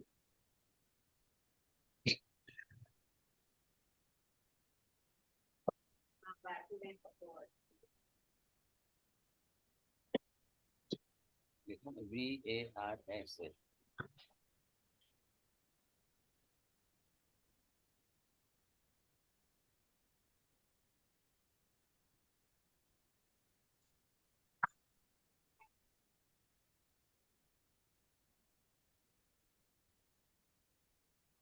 નંબર જોઈ છે મહારાજ સાહેબ? हाँ સાહેબજી નંબર 97 મોકલ્યો છે મેસેજમાં. नहीं नहीं, ओके नंबर નંબર नंबर की તમને जरूरत મેં नंबर મોકલી की દીધો. जरूरत नहीं है। नंबर की जरूरत नहीं, बना देंगे वो, वहीं के वहीं बना देंगे। ये देखते हैं, ये देख इधर।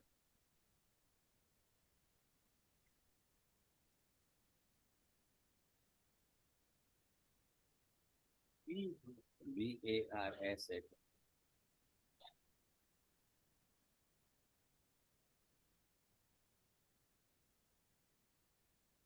महाराज साहब आप पार्टिसिपेंट्स लिखा है ना, उस पर क्लिक कीजिए। मेरे को नहीं आता है, वो कर रहा है अमर भाई। एक ही सेकंड में हो जाता। हाँ वो कर रहा है। हाँ कर रहा है। इधर ठीक है हाँ ठीक है, हो गया। चलो। जी वर्षा जी, आप होस्ट बन चुके हैं, अब आप प्रेजेंटेशन प्रस्तुत कर सकते हैं।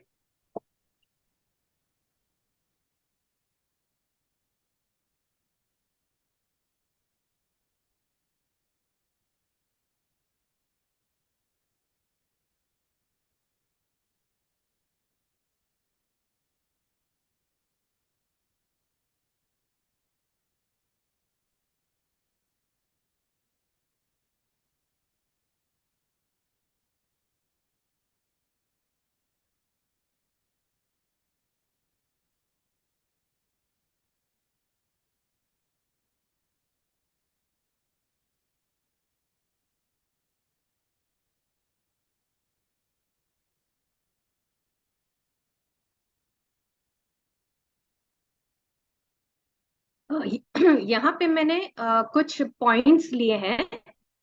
तो यहाँ पे जो डिस्प्ले हो रही है स्क्रीन पर, तो पंच महाभूत, तो आर दे कॉन्शियस, यानी पंच महाभूत इटसेल्फ कॉन्शियस है कि नहीं, यानी वो जो जीवात्मा है, तो नेचुरल क्वालिटी ऑफ जीवात्मा is consciousness.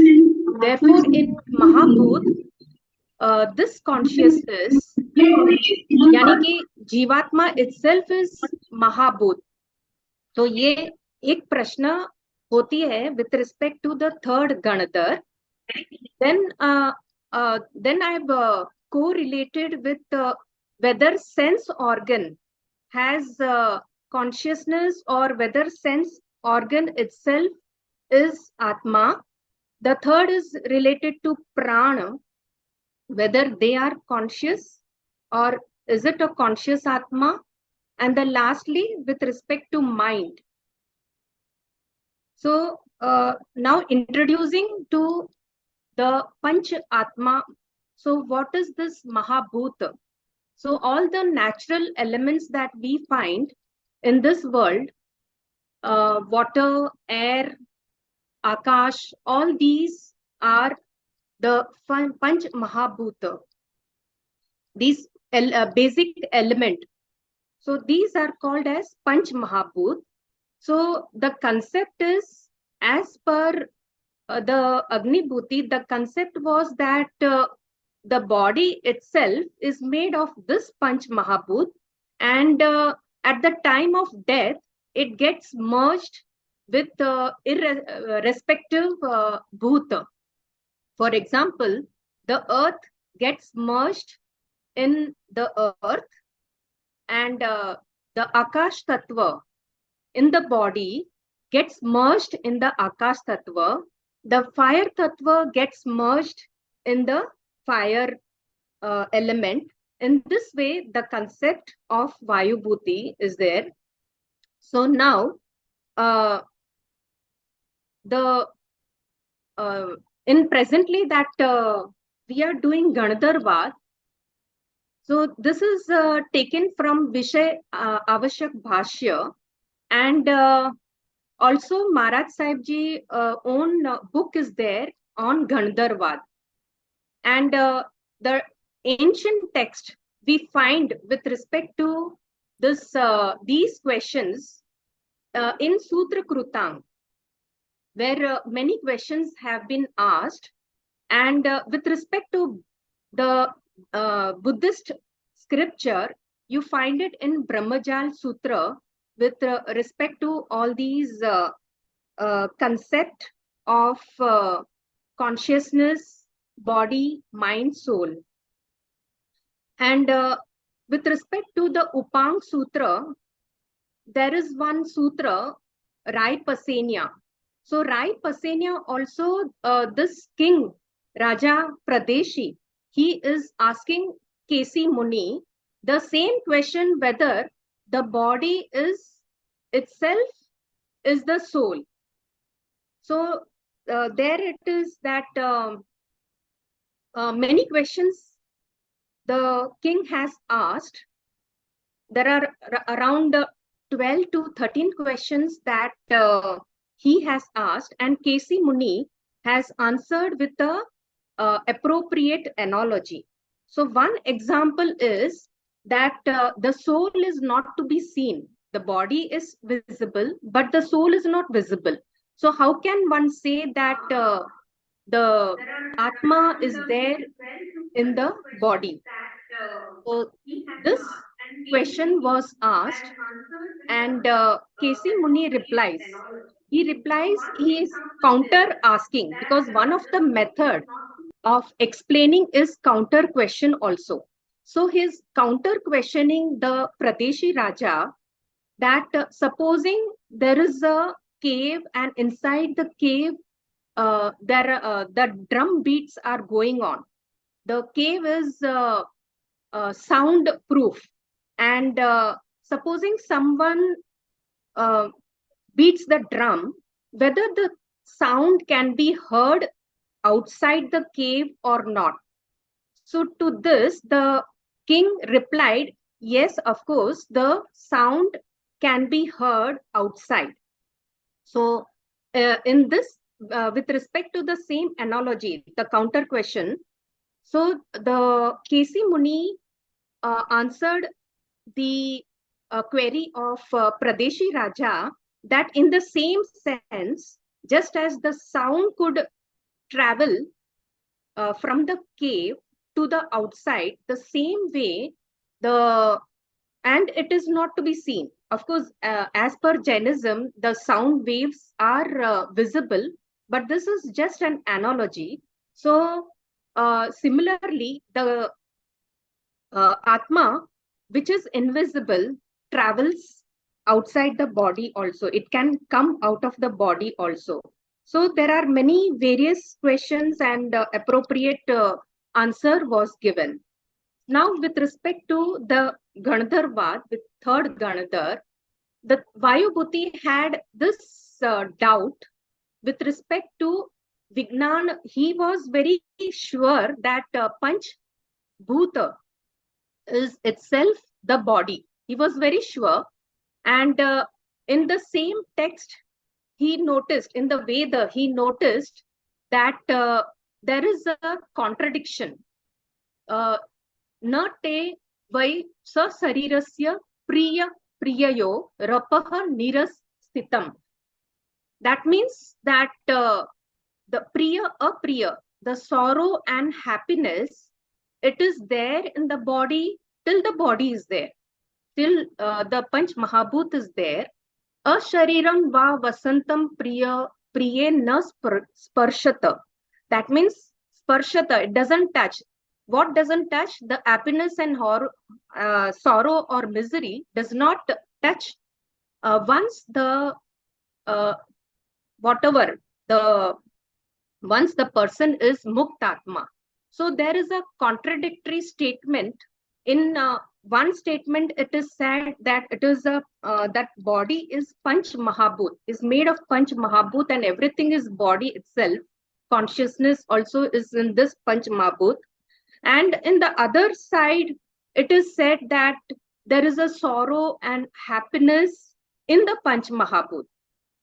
And once there is no Mahabhut, that means there is no happiness and sorrow. So then himself is doubting that such sorrow and happiness is there irrespective of the Panch Mahabhut.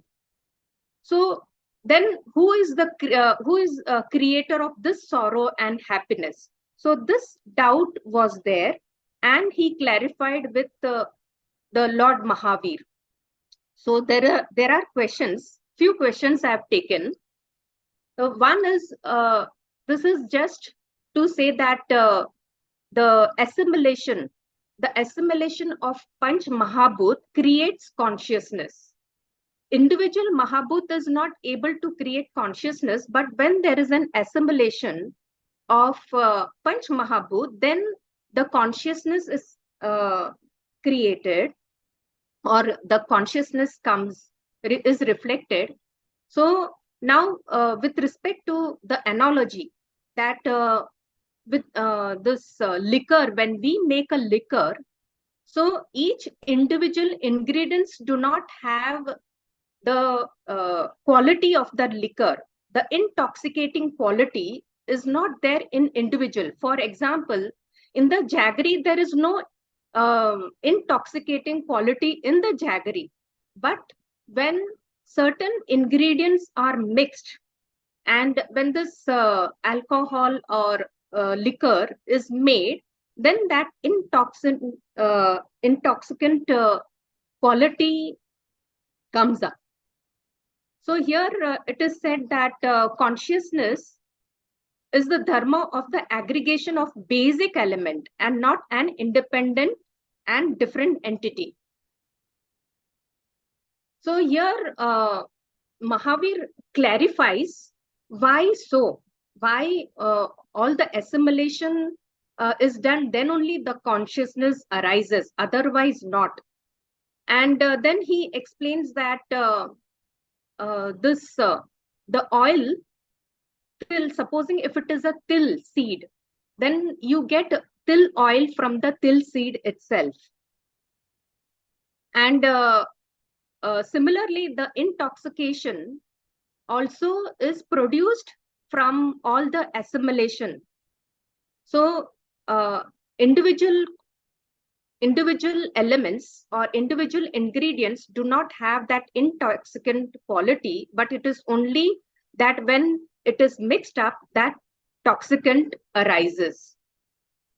And why the individual is not able to create? So he's giving the analogy that just as the sand, you cannot produce oil from the sand. Similarly, each element do not give the quality of toxicity because they do not have that type of a nature. Then with respect to similar in line, there's a Jain Digambar scholar. The author is Tatvarth Slok Vartika and Apta Pariksha. In that, similar in lines, he refutes the Panch Mahabhuta. In this sense that if physical body is the only cause of consciousness, why the latter is not found in a dead body? If it is said that the dead body lacks in the element of air, it is an acceptance of something other than the body as the cause of consciousness. तो ये पंच महाभूत में अगर जो body ही नहीं रहता है तो फिर ये कॉन्शियसनेस नहीं रहता है in respect to the dead body. So supposing the air is responsible, for example, we take oxygen, there is too much of carbon dioxide, then we cause that suffering. That means there is a breathlessness, and then to the extent that death occurs. But then this carbon dioxide is not responsible for our death. Moreover, what is the cause of consciousness? Now, further he says that supposing a body as a whole or part, where the consciousness lies, it is in the particular part of the body or the whole part of the body.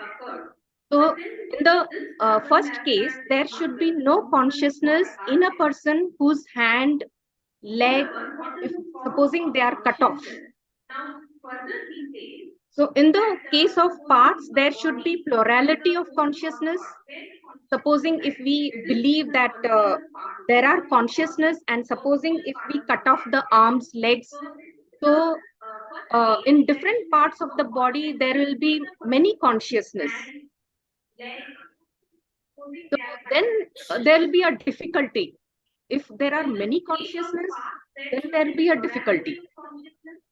And we see that the body is always changing. It undergoes absolute change from childhood to the old age.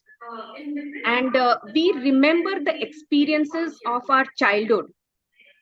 This implies there must be some permanent factor continued in all the stages. And consciousness is one. It is not that it is in the body parts. It is one. And we do remember. What is the proof? That means even during the childhood days, the incidents, we do remember even after 40 years, 50 years. So then who is the connecting link? So we can say that it is a soul.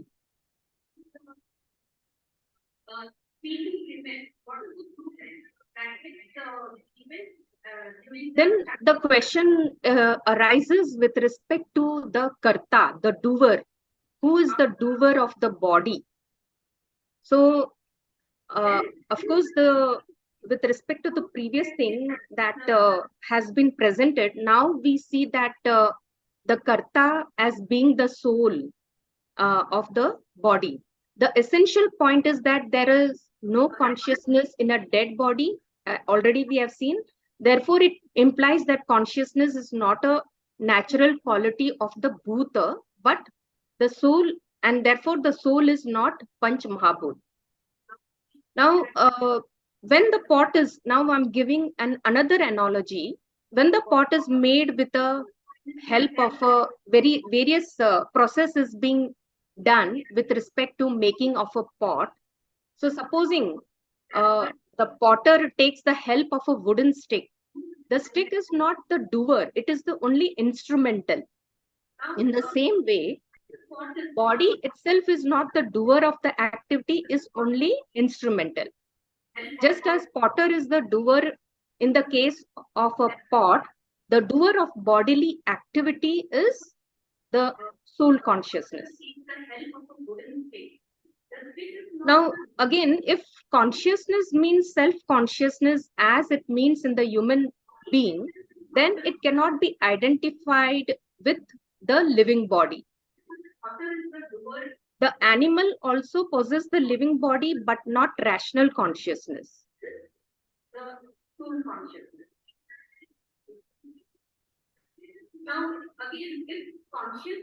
So here it is said that why there is a varieties of consciousness means and is the consciousness the same in the human being or the same in the living body, other living creatures?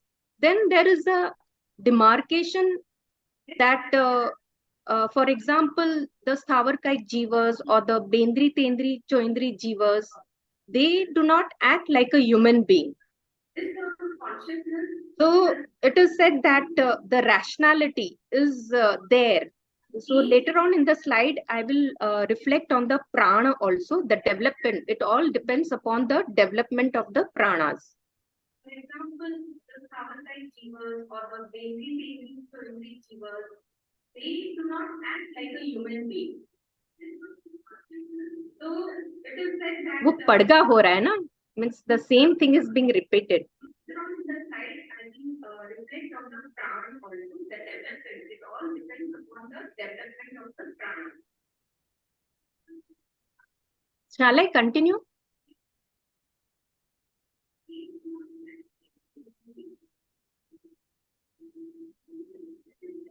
पड़गा हो रहा है ना, the same thing is being repeated.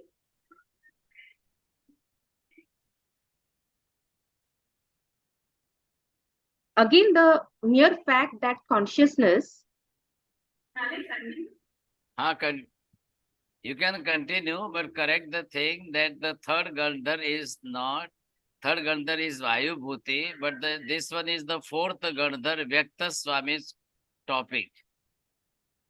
A little bit I have mixed up because the criteria I wanted to say about is that consciousness, whether it is a body, whether it's a sensory organ, whether it is a pran or whether it is a mind. So in that connection I've taken.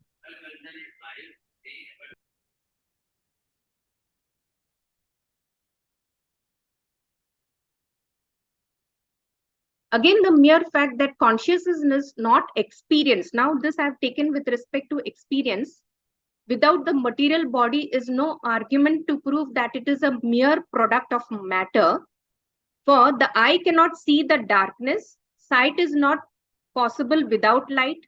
Yet light cannot be regarded as the cause of sight.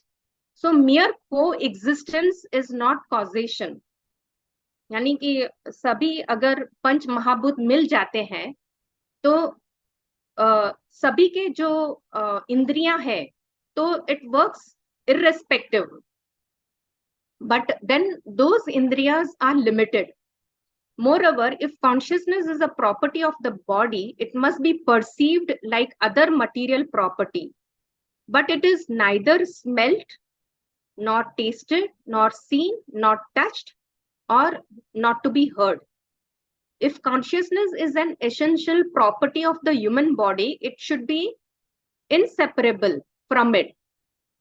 यानी कि अगर consciousness अगर essential property है human body का, then it should not, in any circumstances, it should remain. Consciousness should remain.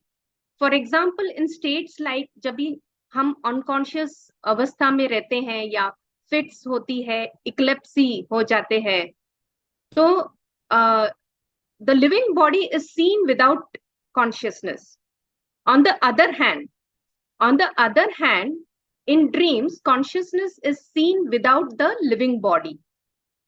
As mentioned in the Upanishad, consciousness persists through the 3 stages of waking life, dream life, and deep sleep life, and is much superior to material body. तो यहाँ पे मैं ये कहना चाहती थी कि consciousness is not limited to the body but is much superior. Now I'm coming to the prana. Can prana be itself as a chetan tattva, and is it the prana is the regulator of consciousness. तो ये एक अग्निभूति वायुभूति के questions आगे आ चुके हैं इस सिलसिले में. In yoga philosophy, prana word has been used for vital air, which are of 5 kinds: prana, apana, vyana, udana, and samana. Prana is inhaling and exhaling. Apana, it is like air going through the anus. Vyana, air pervaded in the whole body. Udana, air is in throat, and samana, air in the stomach. If we establish the wind, these winds as prana udara as the regulator of consciousness and knowledge. Here now extra word has been come that if it is the regulator of consciousness and knowledge, this kind of special combination of element is present even in dead body. It should be there, but there is no consciousness visible in it. Why is it so? What is the cause for it? If the absence of wind or warmth is the cause, those things can be supplied to the dead body. Consciousness itself is the regulator of the wind called pran, etc. If they are supposing, if pran is the regulator, तो हम लोग dead body को भी supply कर सकते हैं ना प्राण को. Like in the hospitals, when we are sick, तो वो इसमें डालते हैं ना, incubator में डालते हैं हम लोग को. तो but then it is not the regulator. We see that those who perform pranayam, तो प्राणायाम जब करते हैं inhaling, exhaling, तो फिर are they able to control? यानी थोड़ा हद से वो विचारधारा, विचार वृत्ति को कंट्रोल करते हैं, बट दैट डजंट मीन कि ये प्राण, ये शक्ति है प्राणायाम के द्वारा कि हम कॉन्शियसनेस को हम स्टेबिलिटी लेके आने का ये रेगुलेटर नहीं है. तो just 1 minute, 1 minute, just I'll come back.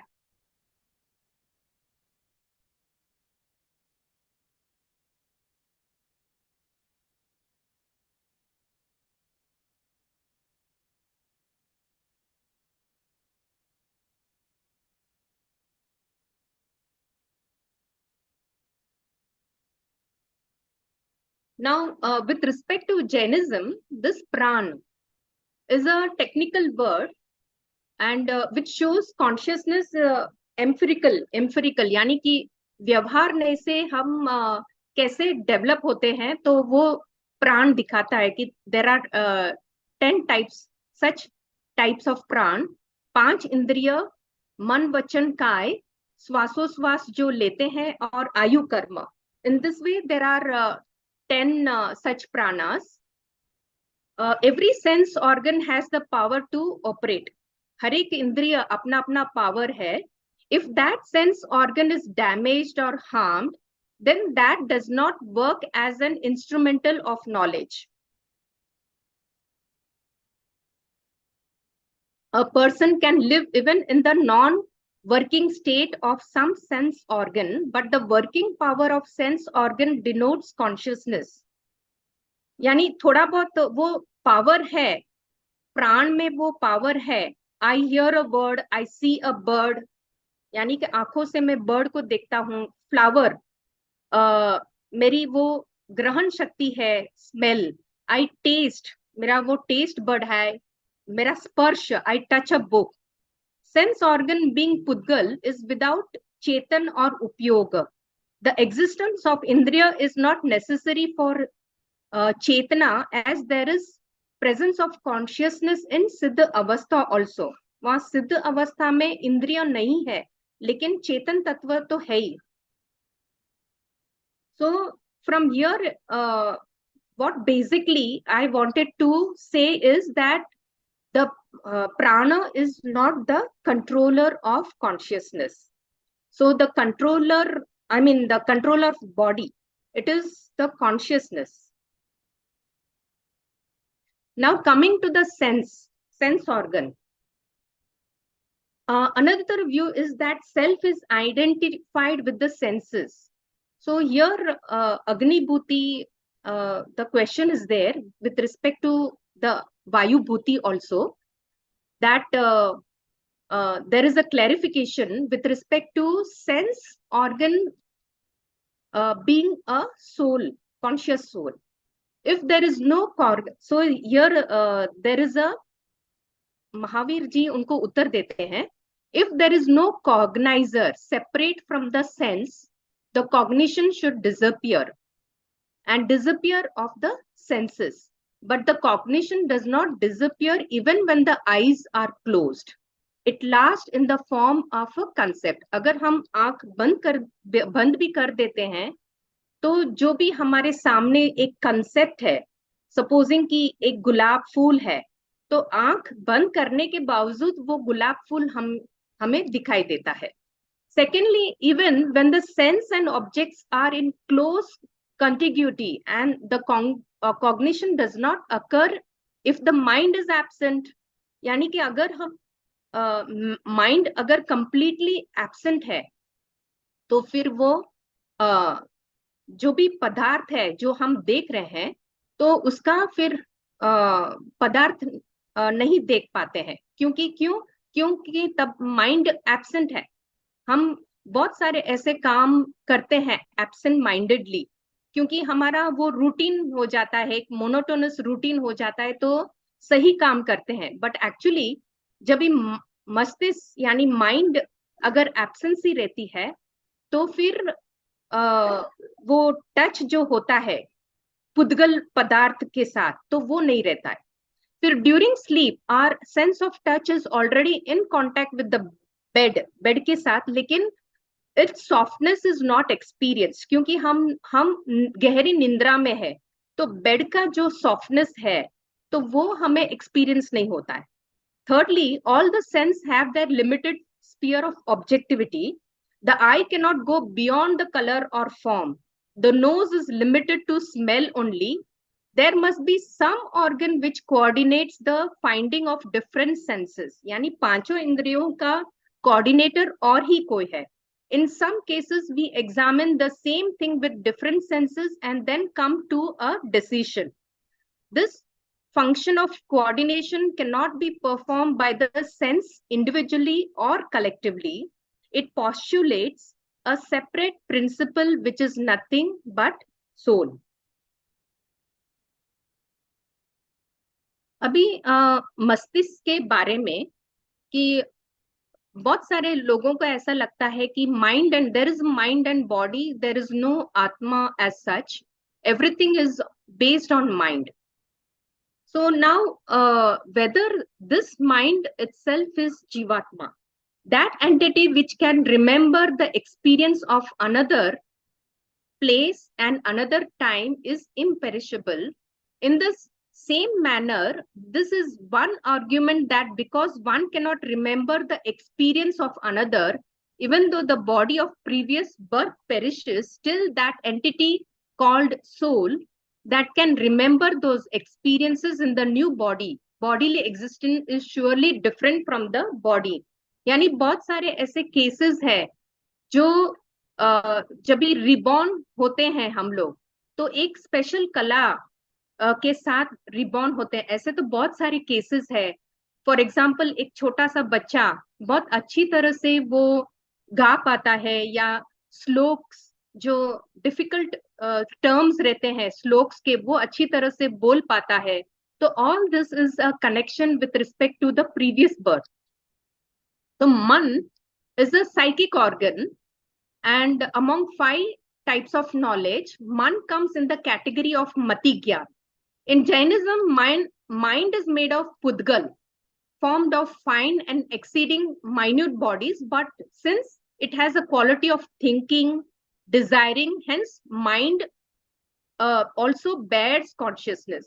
ऐसा लगता है कि माइंड ही सब कुछ कंट्रोल कर रहा है, it is not the consciousness, but जो भी हम थिंक करते हैं, जो भी इच्छा वगैरह, हम इच्छा से जो काम करते हैं, तो हमको ऐसा लगता है कि mind is everything.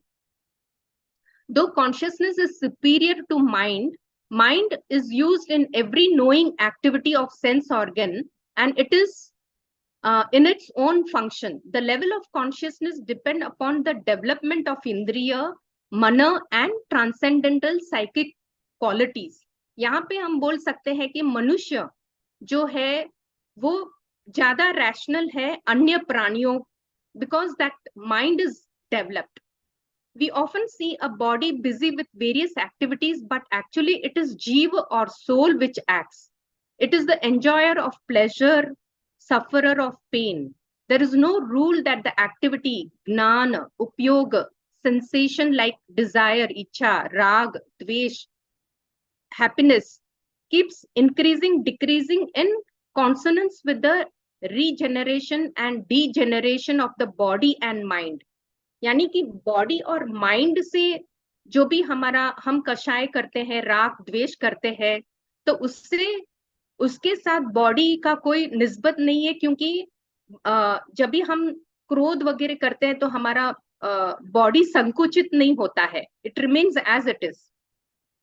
From this we can understand that these quality and nature are not of the indriya and no indriya, mind or bhavindriya, but are of soul, which is an independent entity different from the body.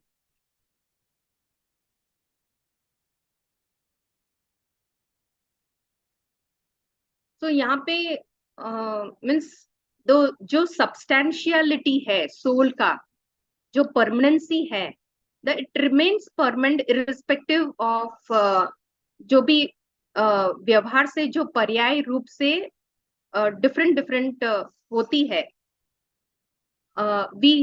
It seems to be impermanent, लेकिन due to substantiality it gives the permanency. तो इस तरह से यहाँ पे मैंने वो different different criteria connect किया है कि किस तरह से कॉन्शियसनेस या जीवात्मा खुद बॉडी नहीं है, खुद सेंस नहीं है, सेंस ऑर्गन्स, खुद प्राण नहीं है, एंड खुद वो माइंड भी नहीं है. यहाँ पे मैंने वो डिफरेंट क्राइटेरिया कनेक्ट किया है कि किस तरह से कॉन्शियसनेस या जीवात्मा खुद बॉडी नहीं है, खुद सेंस नहीं है, सेंस ऑर्गन, खुद प्राण नहीं है, एंड खुद माइंड भी नहीं है. So Maharaj Sahib, I'm obliged that you gave me the opportunity to speak up. Can you show what is the difference between mind and soul? In Buddhism, mind is Pudgal. It is made of Pudgal. And soul is Arupi Padarth.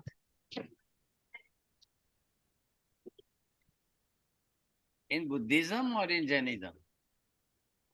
In Buddhism, mind is considered as Chitta. It's like a fluid, Chitta. And they give importance more to mind than to Atma in Buddhism. So there is no permanent entity in Buddhism, and they call mind as a Chitta. But in respect to Jainism, consciousness is a inbuilt constituent of Atma, and mind is considered as just a Pudgal. But it has its own power. Its own power in the sense what? Because if there is no mind, then we are not able to come to know that knowledge part. Mati Gnan. Mati Gnan is connected with mind. You might be knowing that all types of ekendriya jeev, do indriya jeev, teen indriya jeev, char indriya jeev, even asangni panchendriya jeev, they have no mind, but they are getting the knowledge through their senses. But their rationality is not there in them. No, not the question of rationality. Suppose if there is a mind, there may not be rationality. Yeah, It if is you also take it in the possible. sense of Sangni, Asangni, then Right. yes. So my question is that I will show here in the blackboard, you see with the diagram, see that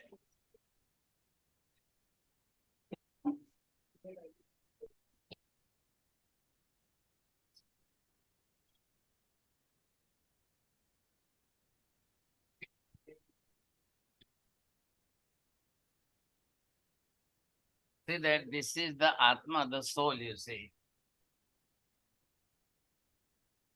And these are all the five senses. And the mind is totally different thing. The soul had made the mind, that is from the particular Pudgal.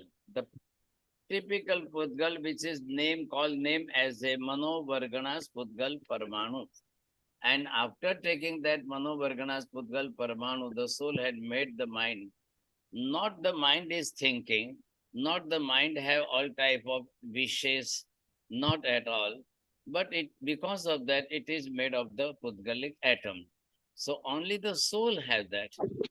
So the soul have already the knowledge, Jnana Darshana.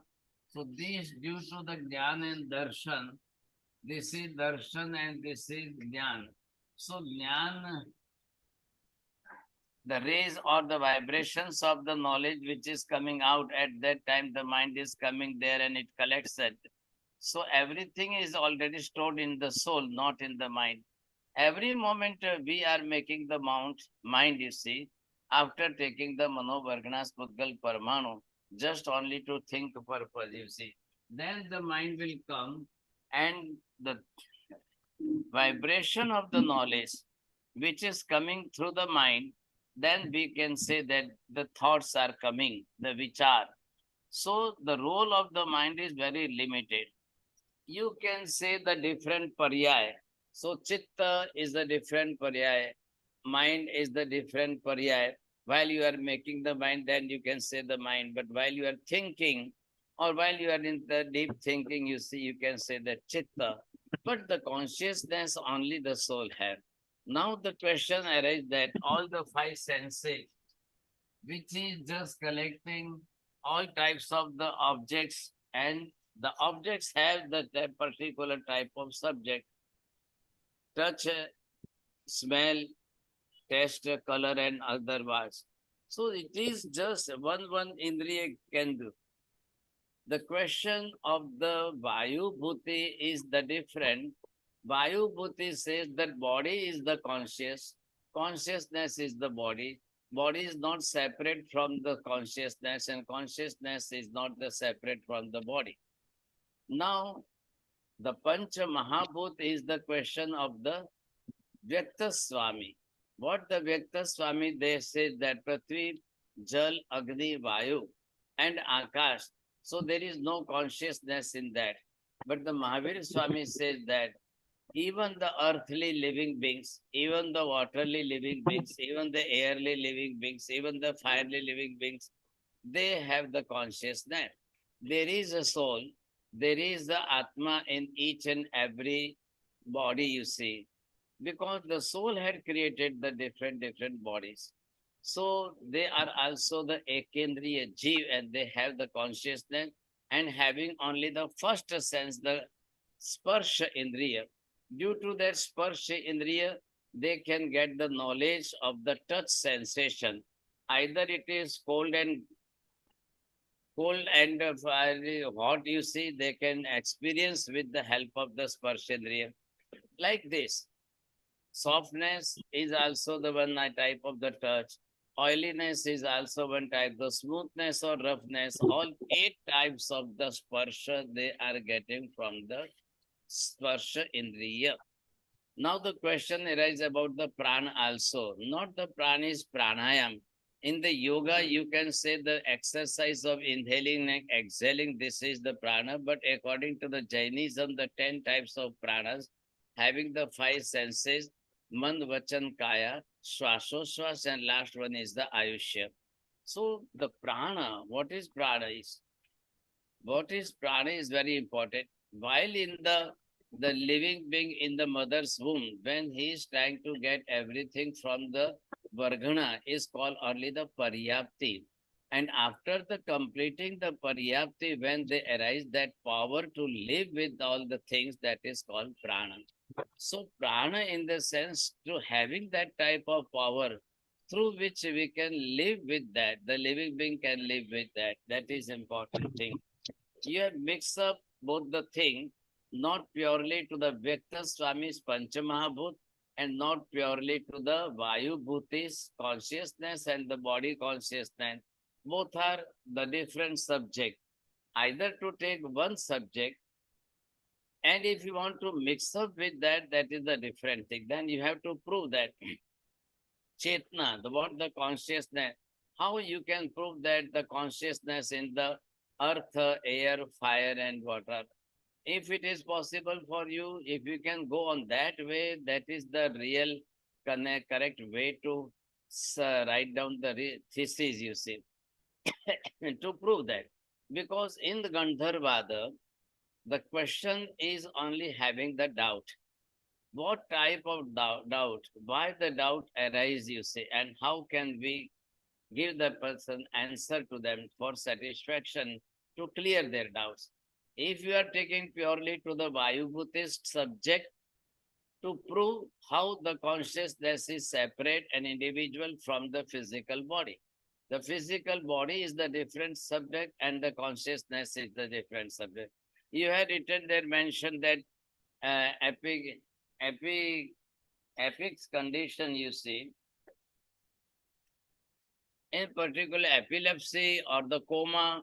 So what happened in the epilepsy and coma? The consciousness is not going, consciousness is present there.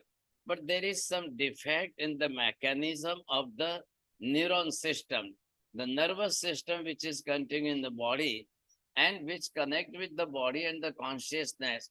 Even the person, those who are living in the coma for years and years, the last one figure I heard that the 16 years the person was living in the coma on the padded road. But some person are suffering like since like 10 years, some of them 5 years, some of them 15 years. And after again they are getting the consciousness, the coma, they are coming out of coma. So that at that time also, in the coma, there is some mechanic defect in the brain. So through that, the neurons are not passing, the nervous system is not continuous. That's why the consciousness we doesn't feel.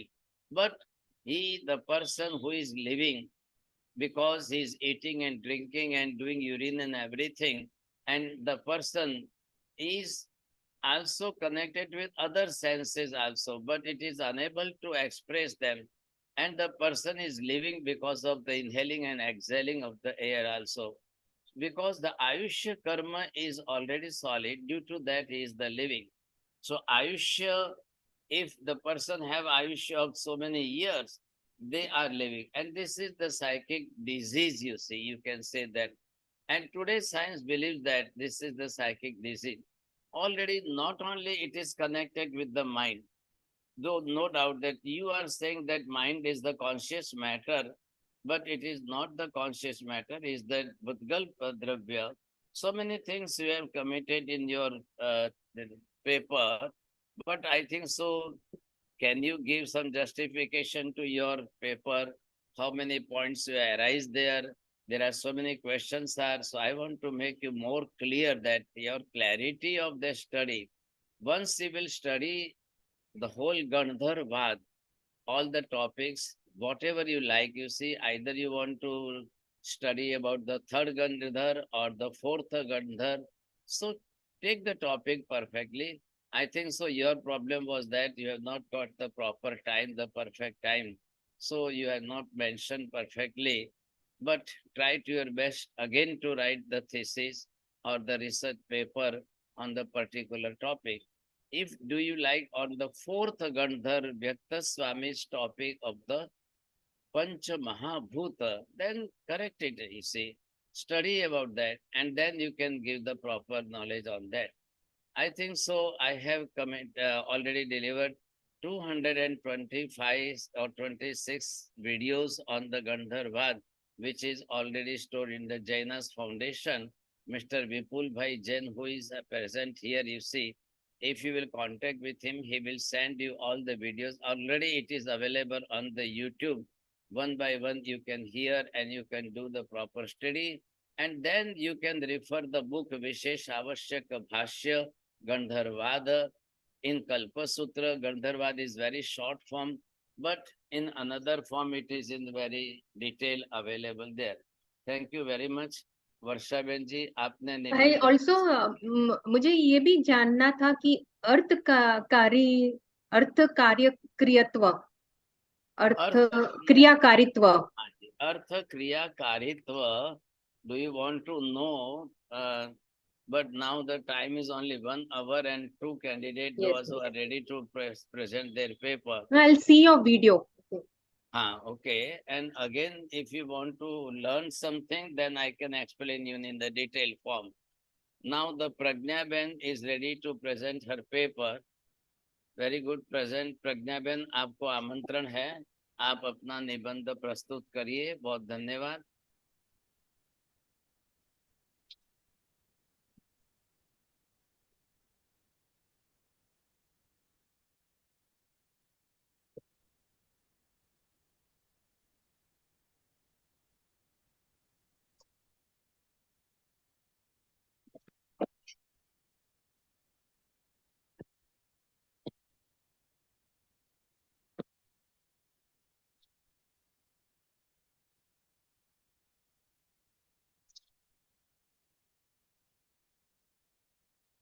મને કાંઈ સંભળાતો જ નથી.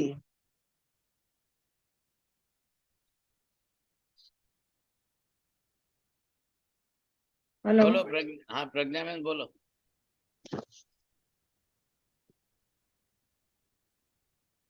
શરૂ કરો. અરે હા આવાજ આવે. કાંઈ સંભળાતો જ નથી. આવાજ આવે છે, સંભળાય છે. બોલો, તમે શરૂઆત કરો. જરા ઝીણો ઝીણો અવાજ આવ્યો, મને અવાજ જ નથી આવતો.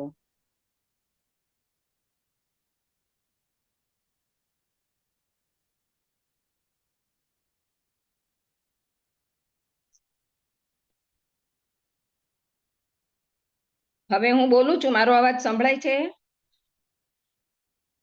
મને જ સંભળાય છે તમારો બેન, લોકોનો અવાજ નથી સંભળાય છે. સંભળાતો.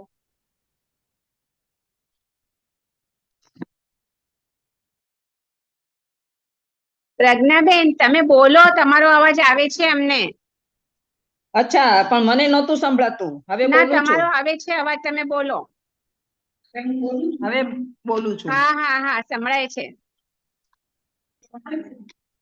સંભળાય છે. બોલો, તમે ચાલુ કરો.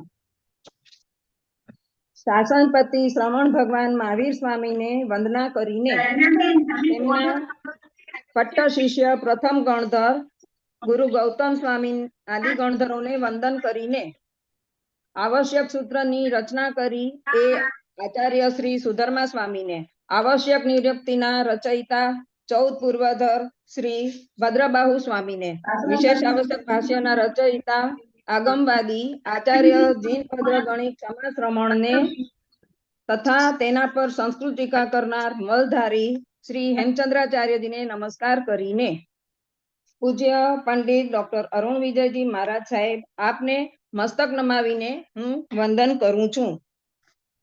પાર્વતીબેનને જય જીનેન્દ્ર. મને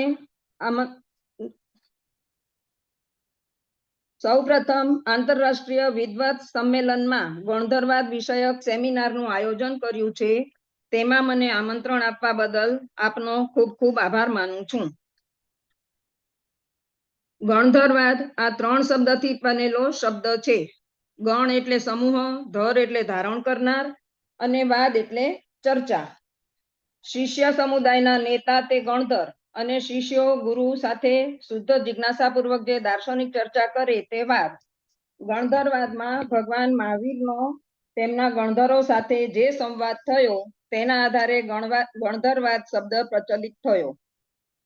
પ્રભુ મહાવીરે 11 સાક્ષાત મુખ્ય શિષ્યોને ગણધર પદ પ્રદાન કર્યું છે, તેઓ બધા વેદ જ્ઞાનમાં પ્રખર બ્રાહ્મણ પંડિતો હતા. પરિશ્રમપૂર્વક વિદ્વાન ઉપાધ્યાય પાસે શાસ્ત્રાભ્યાસ કરીને 4 વેદ 14 વિદ્યા અને અન્ય શાસ્ત્રોના પારંગત બની ગયા હતા.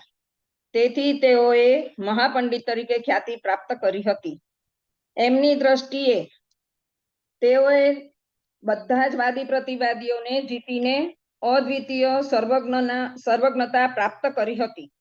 તેમાં પહેલા બ્રાહ્મણ મહાપંડિત ઇન્દ્રભૂતિ, બીજા અગ્નિભૂતિ, ત્રીજા વાયુભૂતિ, ચોથા વ્યક્ત, પાંચમા સુધર્મા, છઠ્ઠા મંડિત, સાતમા મૌર્યપુત્ર, આઠમા અંકપિત, નવમા અચલ ભ્રાતા, 10મા મેતાર્ય અને 11મા પ્રભાસ હતા.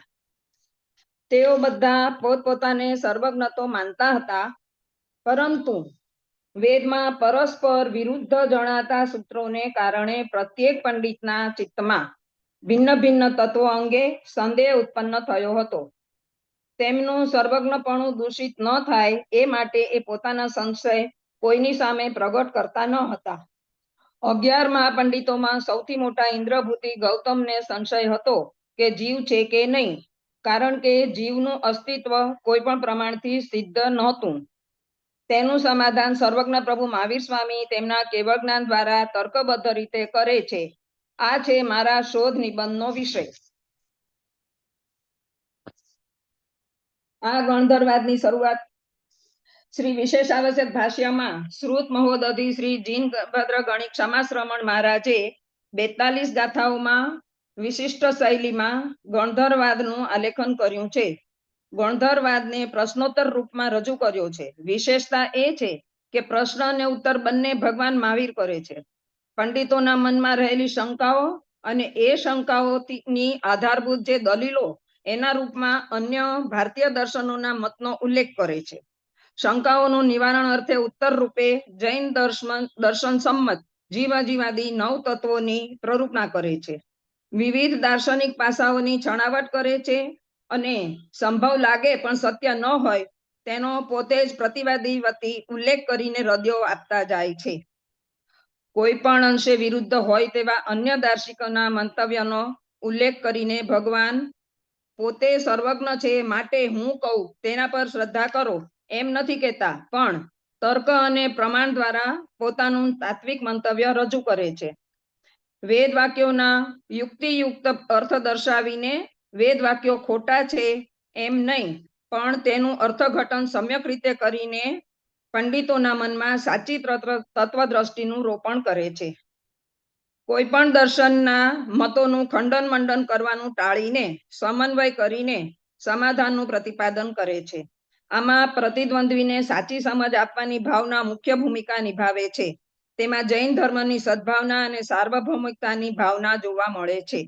પ્રતિદ્વંદ્વી પર વિજયની ભાવના નથી, પરંતુ વિરોધીઓને સમ્યક જ્ઞાન આપવાની ભાવના જ મુખ્ય કાર્ય કરે છે. આખા વાદ પાછળ જે ભૂમિકા રહેલી છે તે એ છે કે ભગવાન મહાવીર સર્વજ્ઞ હતા અને તેઓ સૌના મનમાં રહેલા સંશયોનું જ્ઞાન અને એ બધાનું નિવારણ કરવા સમર્થ હતા. હવે આપણે જોઈશું કે આ ગણધરવાદની શરૂઆત કેવી રીતે થઈ. એકદા અપાપાપુરીમાં વિખ્યાત વેદાંતી અને ક્રિયાકાંડી સોમિલ આર્ય નામના એક ધનવાન બ્રાહ્મણે ભવ્ય યજ્ઞનું આયોજન કર્યું છે. તેમાં ઇન્દ્રભૂતિ ગૌતમ આદિ 11 યજ્ઞવિદ બ્રાહ્મણ પંડિતોને આમંત્ર્યા છે. તેઓમાં મુખ્ય પંડિત મંત્રોચ્ચાર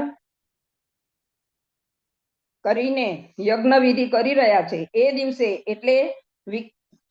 દિવસ એટલે વિક્રમ સંવતથી 470 વર્ષ પૂર્વ વૈશાખ સુદ 11નો દિવસ. મહાવીર પ્રભુ કેવળ જ્ઞાન પામ્યા પછીનો બીજો દિવસ. અપાપાપુરીની બહાર મહાસેન વન નામના ઉદ્યાનમાં દેવો દ્વારા રચિત સંવસરણમાં પ્રભુ મહાવીર 35 ગુણયુક્ત અમૃત તુલ્ય વાણીથી ધર્મોપદેશ આપી રહ્યા છે. માનવ મેરામણ ઉમટ્યો છે. પશુ પક્ષી પણ ધર્મ સાંભળવા આવી રહ્યા છે. દેવ દેવીઓ કેવળ જ્ઞાનનો મહોત્સવ ઉજવવા અને ધર્મદેશના સાંભળવા આકાશ માર્ગેથી આવી રહ્યા છે. આકાશમાં દેવોને આવતા જોઈને યજ્ઞનો પ્રભાવ માની બધા પંડિતો ખુશ થઈ ગયા. ઇન્દ્રભૂતિને અહંકાર ઉત્પન્ન થયો કે તેમના ભવ્ય યજ્ઞને જોવા માટે દેવો પણ આવી રહ્યા છે. પરંતુ આ શું? દેવો તો પ્રભુના સંવત્સરણ તરફ આગળ વધી ગયા. ત્યારે ઇન્દ્રભૂતિએ યજમાન સ્વામિનારાયણને પૂછ્યું, આજે આ નગરીમાં બીજું કોઈ આવ્યું છે? બીજો કોઈ ઉત્સવ ઉજવાઈ રહ્યો છે? ત્યારે આર્ય સ્વામીએ કહ્યું, તે 13 વર્ષ પૂર્વે ગૃહત્યાગ કરીને દીક્ષા લેનાર ક્ષત્રિય કુમાર વર્ધમાન આવ્યા છે. તેમણે કઠોર તપ અને ધ્યાન દ્વારા સિદ્ધિ પ્રાપ્ત કરી છે. તેથી ખુદ દેવતાઓ પણ તેમની ભાવપૂર્વક ભક્તિ કરે છે.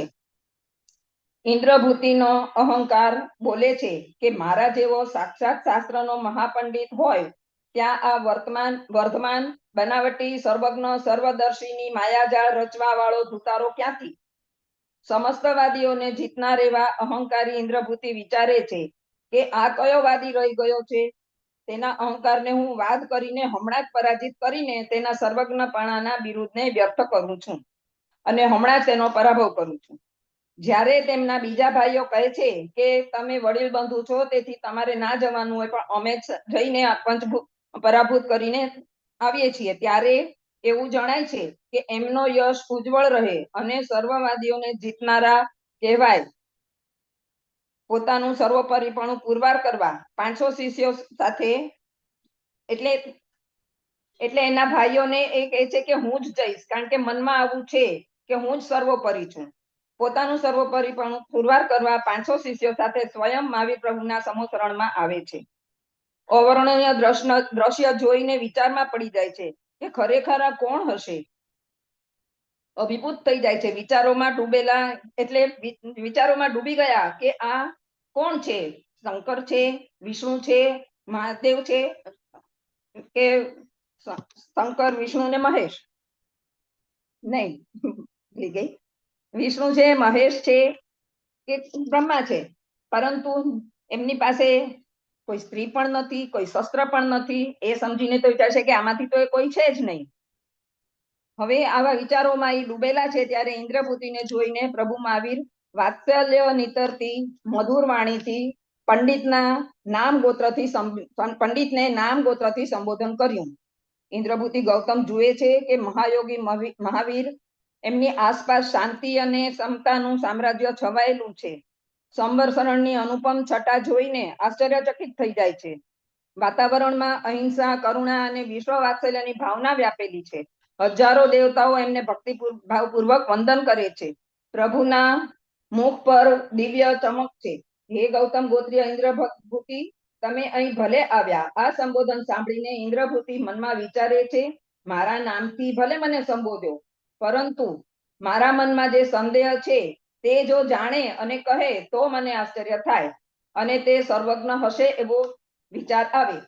ત્યાં તો ભગવાન ફરી કહે છે, હે આયુષ્યમાન ઇન્દ્રભૂતિ, તમને જીવ વિશે એવો સંદેહ છે કે શું આત્મા છે કે નહીં, કારણ કે તે કોઈ પણ પ્રમાણથી સિદ્ધ થતું નથી.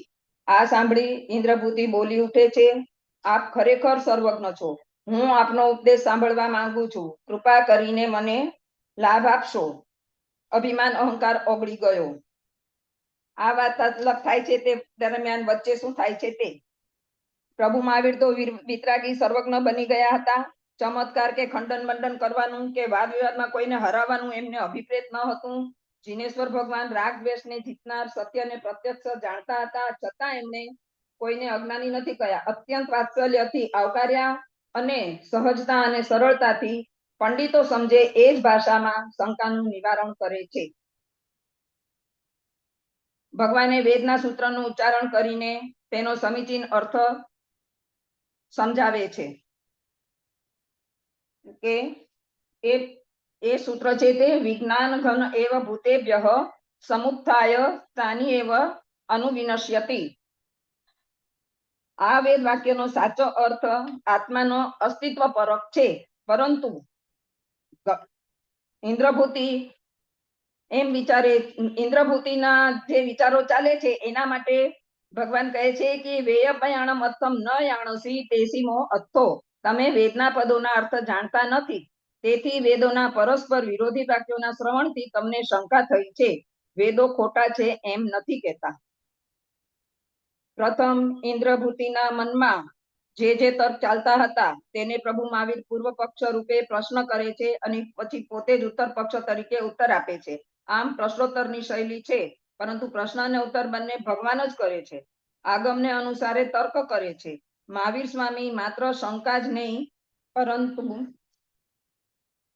પરંતુ તે શંકાની આધારભૂત દલીલોનો પણ ઉલ્લેખ કરે છે અને પછી સર્વ રીતે સ્વીકાર્ય એવું સમાધાન પણ બતાવે છે.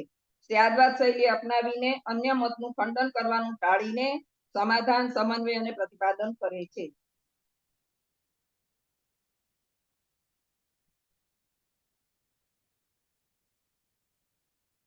હે ગૌતમ, મહાવીર સ્વામી કહે છે ગૌતમ સ્વામીને કે હે ગૌતમ, તમારા મસ્તિષ્કમાં તર્ક વિતર્કો ચાલે છે તે પ્રમાણે એક પણ પ્રમાણથી આત્માના અસ્તિત્વની સિદ્ધિ થતી નથી, માટે આત્મા નથી એવું માનો છો.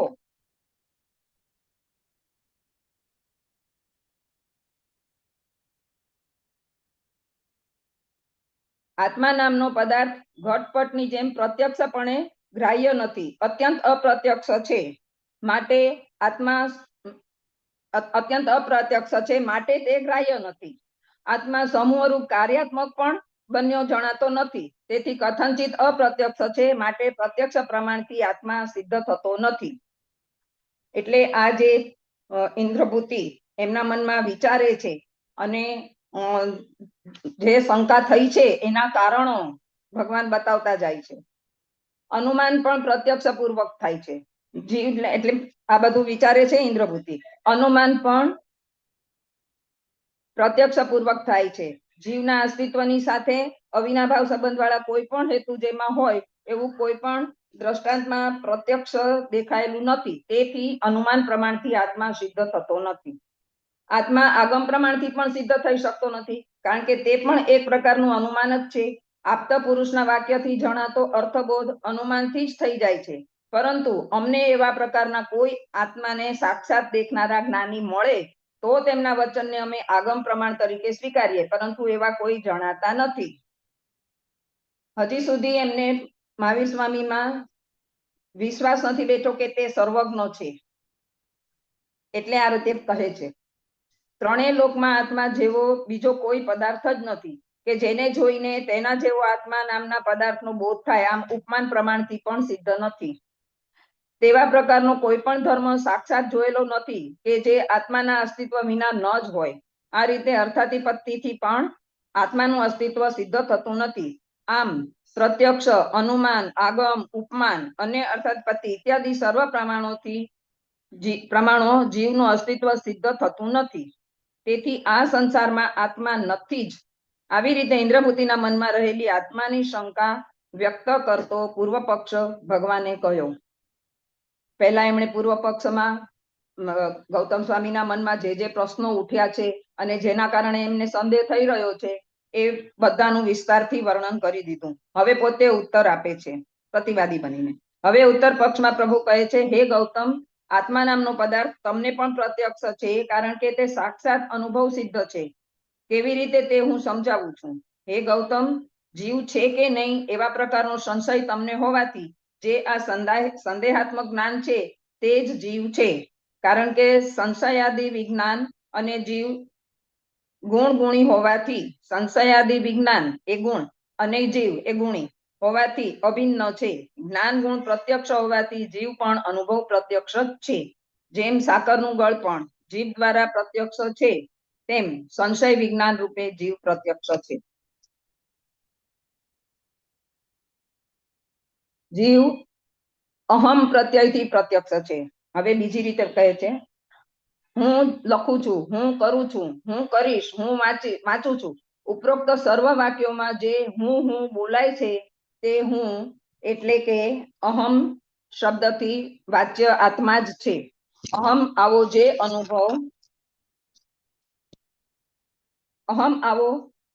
અનુભવ થાય છે તે આત્મા છે. આ અહમપણાનો જે બોધ છે તે જ પ્રત્યક્ષ પ્રમાણ છે. જ્ઞાન, સ્મૃતિ, જિજ્ઞાસા આદિ ગુણોનું પ્રત્યક્ષ ગ્રહણ થવાથી જ તે ગુણોની સાથે અભિન્ન ભાવે રહેલો ગુણી એવો આત્મા પણ પ્રત્યક્ષ ગ્રહણ થાય જ છે. સંશયનો વિષય હોવાથી જીવ એટલે તે અહમ પ્રત્યયથી પ્રત્યક્ષ થયો. હવે સંશયનો વિષય હોવાથી જીવ અવશ્ય છે, જે પદાર્થને વિશે શંકા કે સંશય થાય છે તે પદાર્થ આ સંસારમાં ક્યાંક તો છે જ, અહીં અથવા અન્યત્ર. જેમ કે સર્પ અને રજ્જુ વચ્ચે થતો સંશય, ચીપ અને મોતી, સોનું અને પિત્તળ વચ્ચે થતો સંશય, આ બંનેમાં સામાન્ય ધર્મ અને સમાન હોવાથી સંશય થાય છે, પણ વિશેષ અસાધારણ ધર્મ દેખાય એટલે નિર્ણય થાય છે. સંસારમાં સર્પ પણ છે અને રજ્જુ પણ છે, ચીપ પણ છે અને મોતી પણ છે, સોનું પણ છે અને પિત્તળ પણ છે. આમ જેના વિશે શંકા થાય છે તે સર્વનું અસ્તિત્વ છે. આ પ્રમાણે શરીર અને આત્મા પણ સંશયનો વિષય હોવાથી બંનેનું અસ્તિત્વ પ્રમાણિત થાય છે. માટે જેનો સંશય થાય છે તે સંસારમાં અહીં અથવા અન્યત્ર હોય જ. સોરી.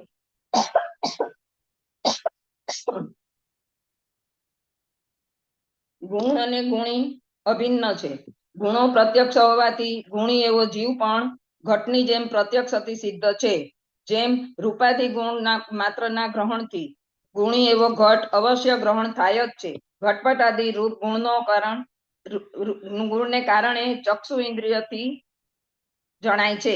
સાકરનો રસ ગુણ, કમળનો ગંધ ગુણ આદિ તે તો વિષયની ઇન્દ્રિયોથી જણાય છે.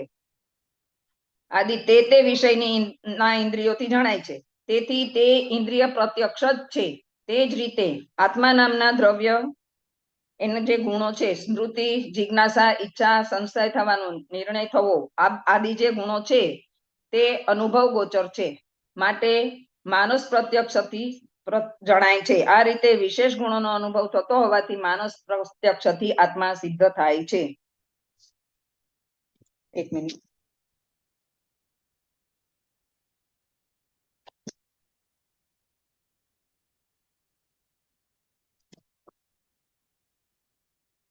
મને શું થયું?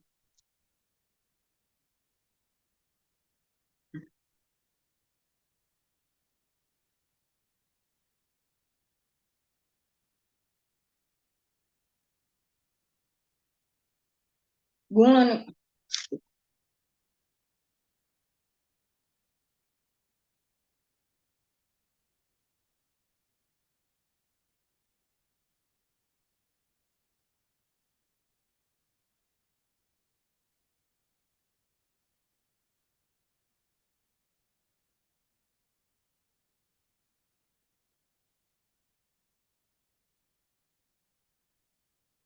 જરા એક મિનિટ.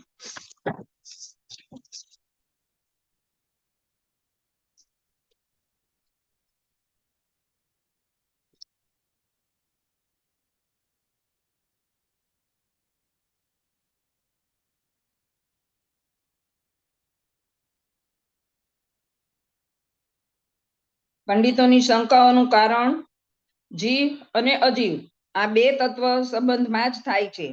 કેટલાક માત્ર જીવને જ તો કેટલાક માત્ર જળને જ માને છે અને કેટલાક બંનેને સ્વીકારે છે, પરંતુ એકાંત દ્રષ્ટિથી.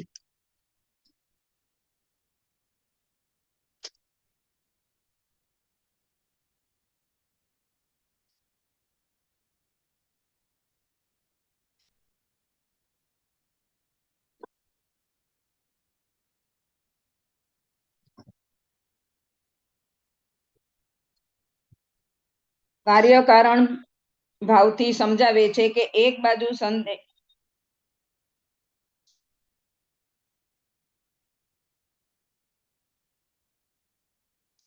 અહીં જરા મારે મૂંઝવણ થાય છે.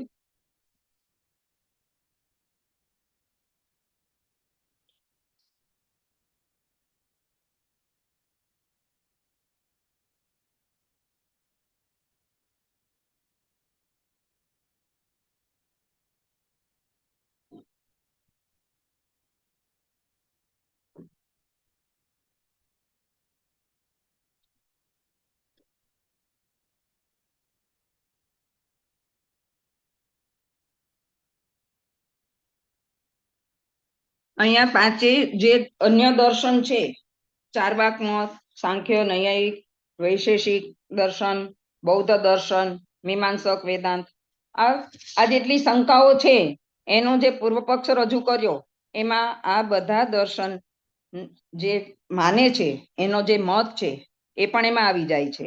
અને પછી જ્યારે ભગવાન એને બધાને સિદ્ધ કરી બતાવે છે ત્યારે જૈન દર્શન નું મહત્વ સમજાય છે અને એનું સત્યતા દેખાય છે.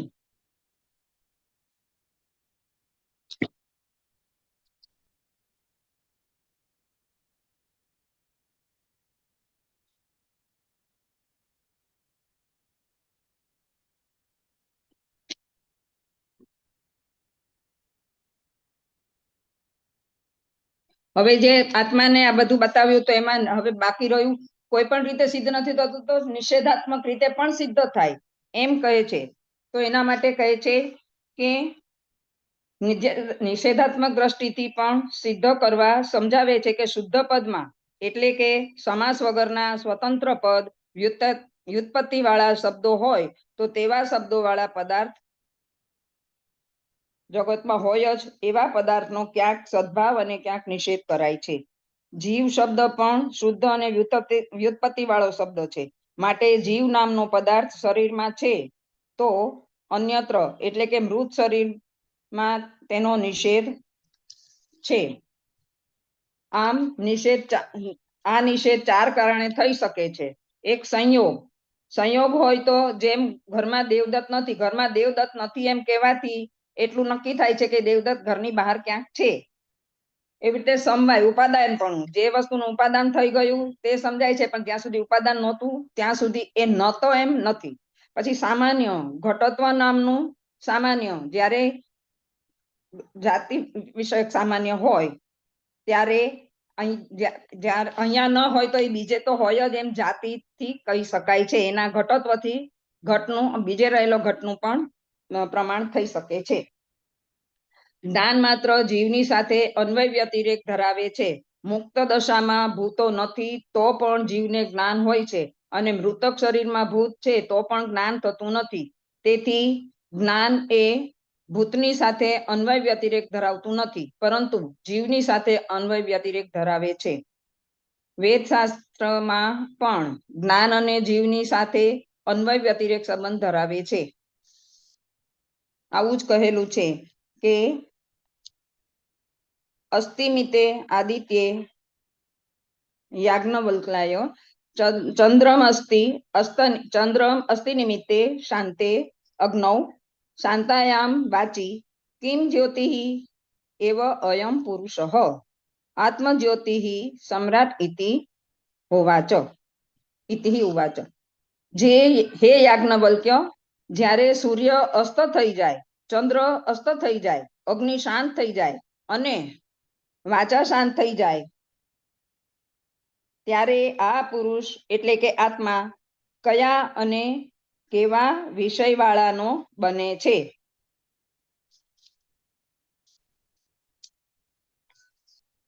હે રાજન, તે સમયે બાહ્ય જ્ઞેય વિષય કોઈ નહીં હોવાથી આત્મજ્યોતિ રૂપે બને છે. પરને નિમિત્ત બનાવી જ્ઞાન પ્રગટ કરવાને બદલે સ્વયં આત્મા પોતાને જ જ્ઞાનમયપણે ઝળકે છે. અહીં જ્યોતિ શબ્દ જ્ઞાનનો પર્યાયવાચી છે. આત્મજ્યોતિ સ્વરૂપ આત્મા જ્ઞાનમય આત્મા એટલે કે જ્ઞાનમય આત્મા અંતમાં ઉપસંહાર કરતા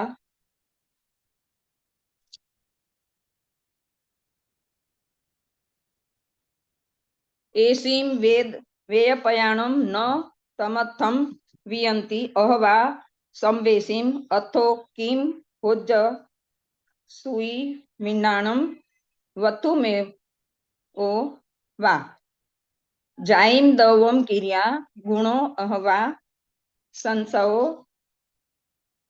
તવા જુત્તો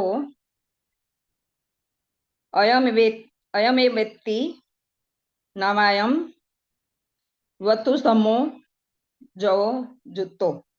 આ વેદ વાક્યથી અહીં એનો ઉપસંહાર કરવામાં આવે છે અને પૂર્ણ કરવામાં આવે છે. એની શરૂઆત વેદના વાક્યથી જ કરી હતી અને અંત પણ વેદના વાક્યથી જ કરે છે. હવે આનો અર્થ છે કે હે ગૌતમ, વેદ પદોનો અર્થ તમે જાણતા નથી એટલું જ નહીં પણ સર્વે શબ્દોના અર્થમાં સંશય છે તે આ પ્રમાણે શબ્દો તે શ્રવણ માત્ર છે કે વિજ્ઞાન વિશેષ છે કે વસ્તુ વિશેષ છે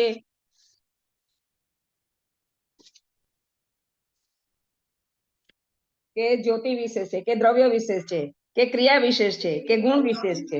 આવા પ્રકારનો આ સંશય અયોગ્ય જ છે, કારણ કે આ આમ જ છે અને એટલે જે જકાર મૂકે છે તે અયોગ્ય છે, કારણ કે અહીંયા એકાંતવાદ નહીં પણ અનેકાંતવાદ લેવાનું છે અને પદાર્થના જુદા જુદા ધર્મો ને લક્ષમાં રાખીને કહેવામાં આવે છે. એના ભાવાત્મક લક્ષણો પણ છે અને અભાવાત્મક પણ છે. તો જે વસ્તુને જાણવા માટે છે એમ કહીએ એમાં એના અભાવ રૂપે પણ એનો ગુણ છે જ, તો એ પણ કહી શકાય. તો આમાં જકાર હોય નહીં, એટલે કે અનેકાંતવાદની ત્યાગવાદ શૈલી યોગ્ય છે.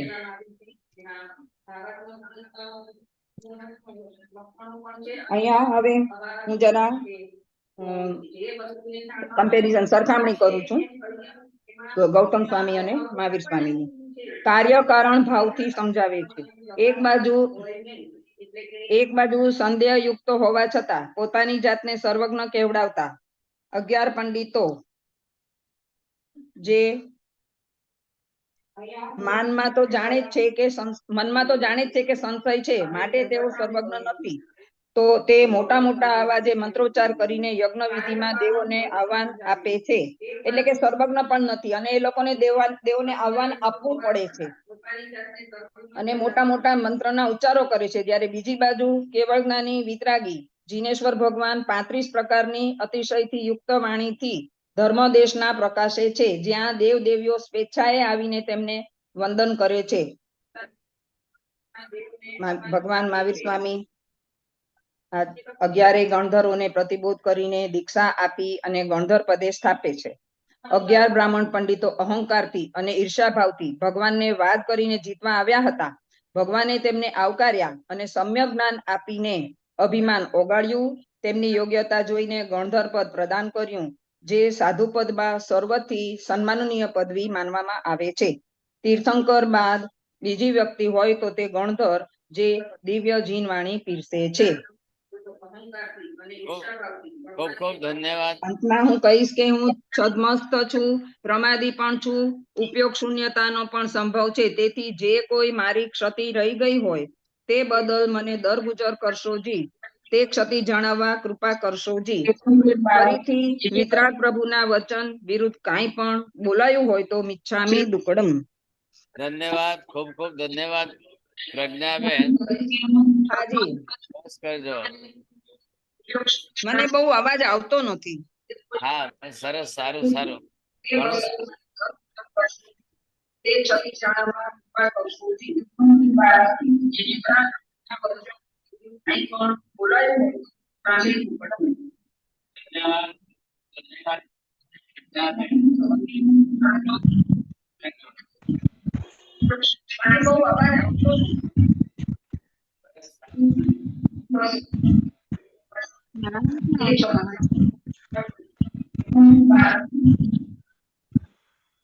ધન્યવાદ. ખૂબ સરસ, તમે મહેનત કરી, પ્રયત્ન કર્યો એ બદલ ધન્યવાદ તમને. અને આવી રીતે થોડું પ્રયત્ન કરતા રહેજો, ધીરે ધીરે શીખાઈ જશે, સમજી જશો. સમજ્યા? ચાલો, બહુ સરસ. હવે એક પેપર આજનું જે છે ગૌરીબેન ગાંધી કોઠારી, એક જો એમને ખાસ જે છે પ્રયત્ન કર્યો છે અને પાર્વતીબેને કીધું કે થોડો મહેનત કરે છે, શીખે છે, આપણે એમને પ્રોત્સાહન આપવું જોઈએ. ચોક્કસ તમારી વાત ચોક્કસ એક નયથી સારી લાગી. પ્રજ્ઞાબેને મહેનત કરીને રજૂઆત કરી છે.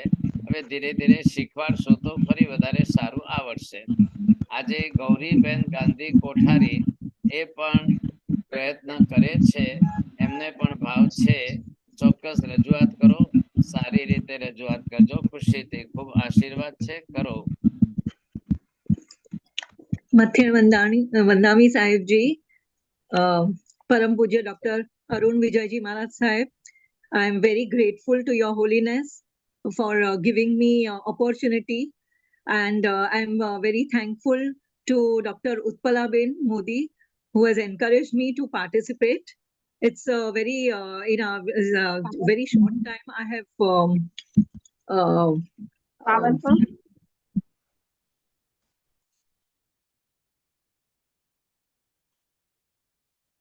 હાજી સાહેબજી, you can hear me? તમે આપ સાંભળી શકો છો મને?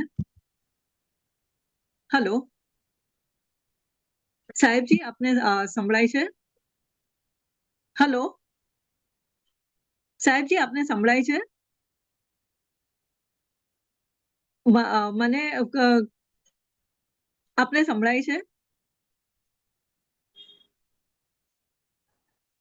હેલો હેલો, હેલો અમને સંભળાય છે. Okay.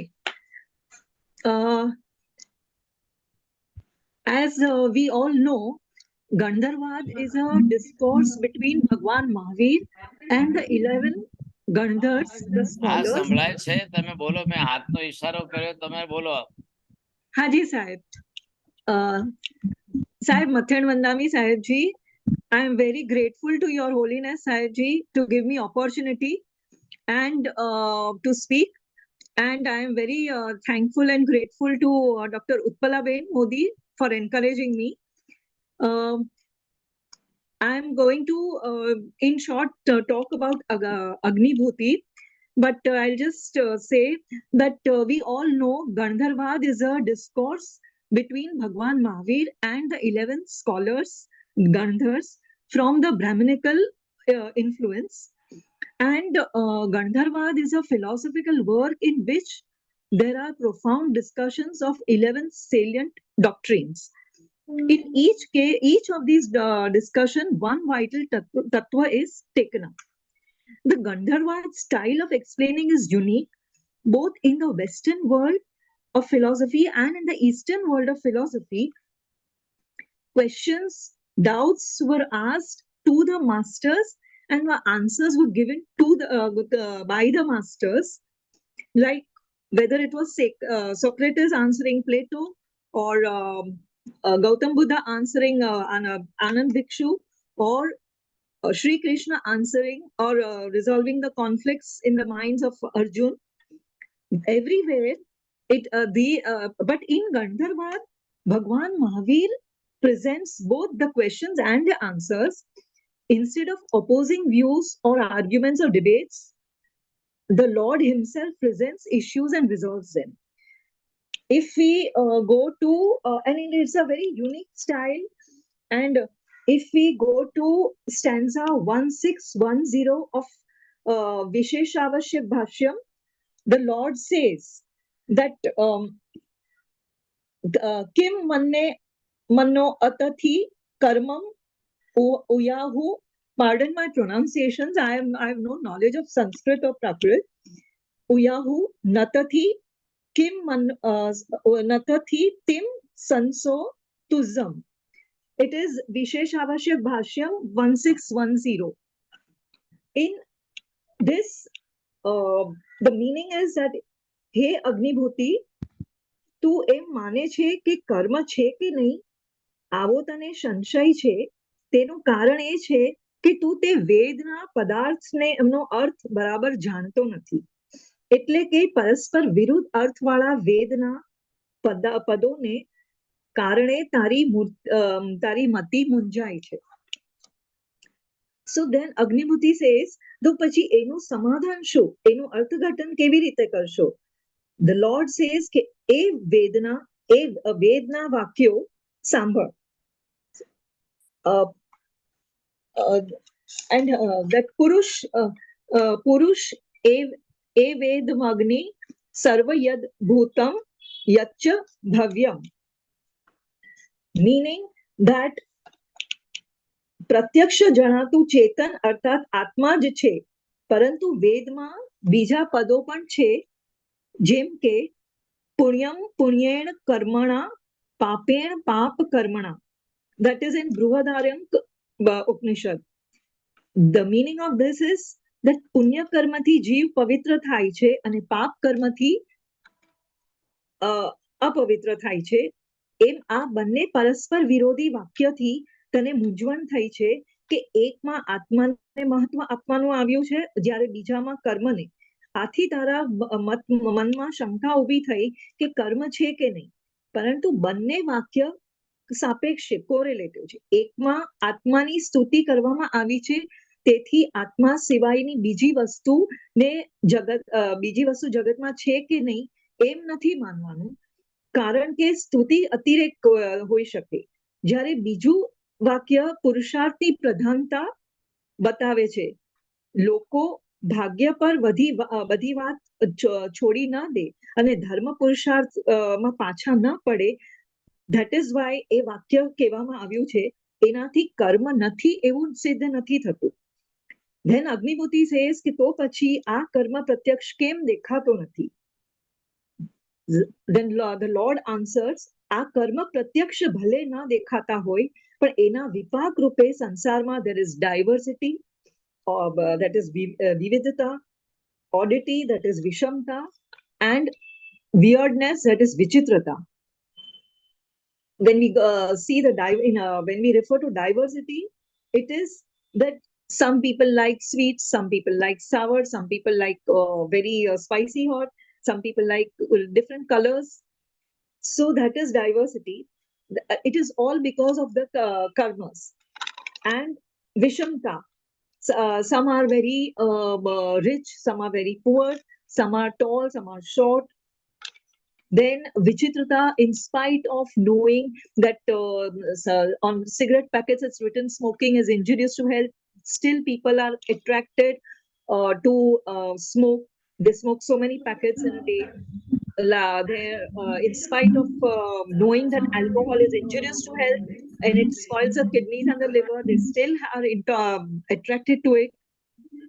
So that is this weirdness. So and that all proves that there is something like karma. Then Haji Sahib, Jara, don't try to explain. Please read it carefully. Haji Sahib. પછી Agnibhuti is answering, તો પછી આવા ત્રિવિધ સંસારના કર્તા કોણ? The Lord says, ઈશ્વરને કર્તા માનવાની ભૂલ ન કરાય. ઈશ્વર નિરાકાર છે તો કર્મનો કર્તા કેમ મનાય? અને સાકાર માનીએ તો પણ આટલા બધા ભેદભાવ, હિંસા, દુઃખાદી શા માટે આપે? અને જો એમ માનીએ કે તેઓ પોતાની ઈચ્છાથી કાર્ય કરતા નથી તો પછી તેઓ પરતંત્ર ગણાય. તો પછી જે શક્તિ એમની પાસે કાર્ય કરાવે તે ઈશ્વર ગણાશે. ઈશ્વરને કૃતકૃત્ય ગણીને તો સંસારના કાર્યોમાં સંસારી જીવોની જેમ જ મોહજાળમાં ફસાઈને રહેવા વાળો સાધારણ પ્રાણી બની જશે. આમ અનેક દોષો આવી શકે, માટે ઈશ્વર કર્મનો કરતા નથી. કર્મનો કરતા રાગ દ્વેષ કરવા વાળો સંસારી જીવત છે, અર્થાત આપણે પોતે જ છે. Then Agnihotri asks the question, આ કર્મની શરૂઆત ક્યારથી થઈ? The Lord answers, જીવ અને કર્મ બંને સંસારમાં અનાદિકાળથી અસ્તિત્વ ધરાવે છે. બંને નો સંયોગ સંબંધ અનાદિનો છે. જેમ સોનું માટીની સાથે મિશ્રિત છે ખાણમાં, અને એમ જીવ અનાદિકાળથી નિગોદમાં અવ્યવહાર રાશિમાં કર્મ સહિત જ હોય છે. ત્યાં પણ જીવ કર્મ ઉત્પન્ન નથી, ત્યાં પણ જીવ કે કર્મ ઉત્પન્ન નથી થતા, પણ અનાદિકાળથી એમ જ છે. જેના પણ પરસ્પર કારણો કાર્યકારણ ભાવ સંબંધ હોય છે તેની પરંપરા હંમેશા અનાદિ હોય છે. દાખલા તરીકે જેમ ઈંડુ અને મુરગી, બીજ અને વૃક્ષ, કાર્યકારણ ભાવ જન્યજનક ભાવ સંબંધ પરસ્પર છે.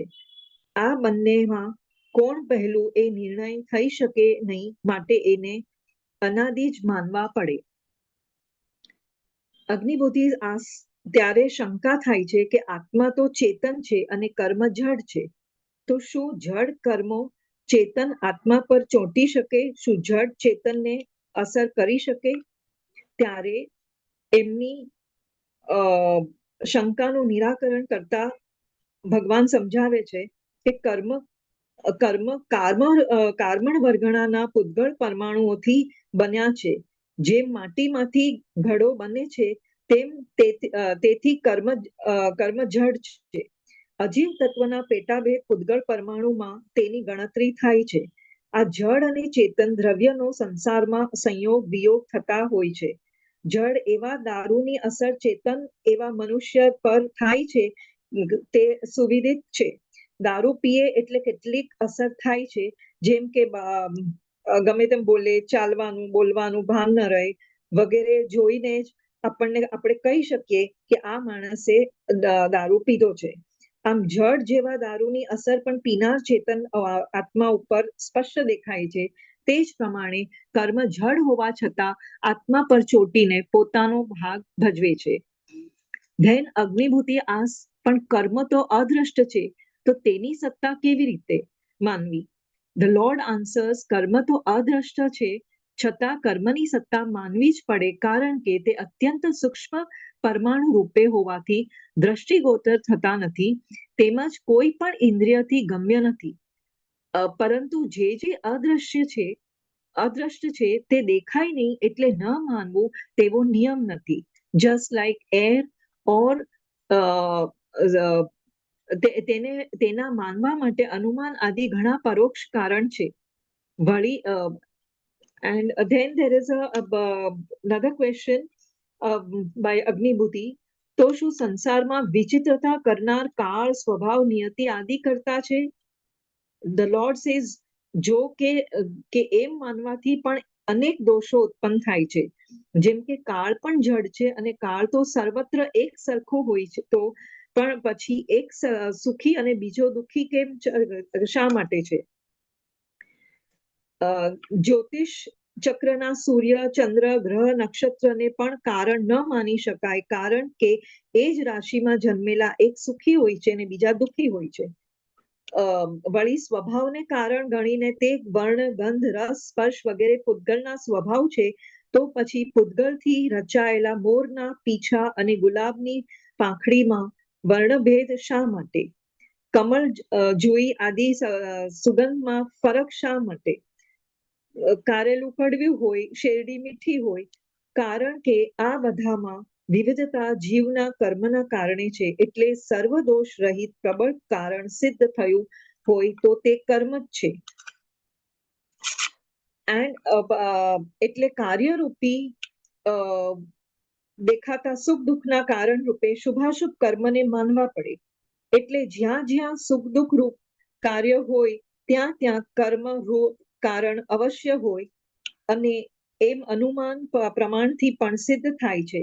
વળી સાક્ષાત કર્મની સત્તા પ્રતિપાદન કરનાર વેદ વાક્યો પણ છે, જેમ કે પુણ્ય પુણ્યેણ કર્મણા, પાપ પાપેણ કર્મણા, સ્વર્ગ કામો અગ્નિહોત્રમ જુહુયાત.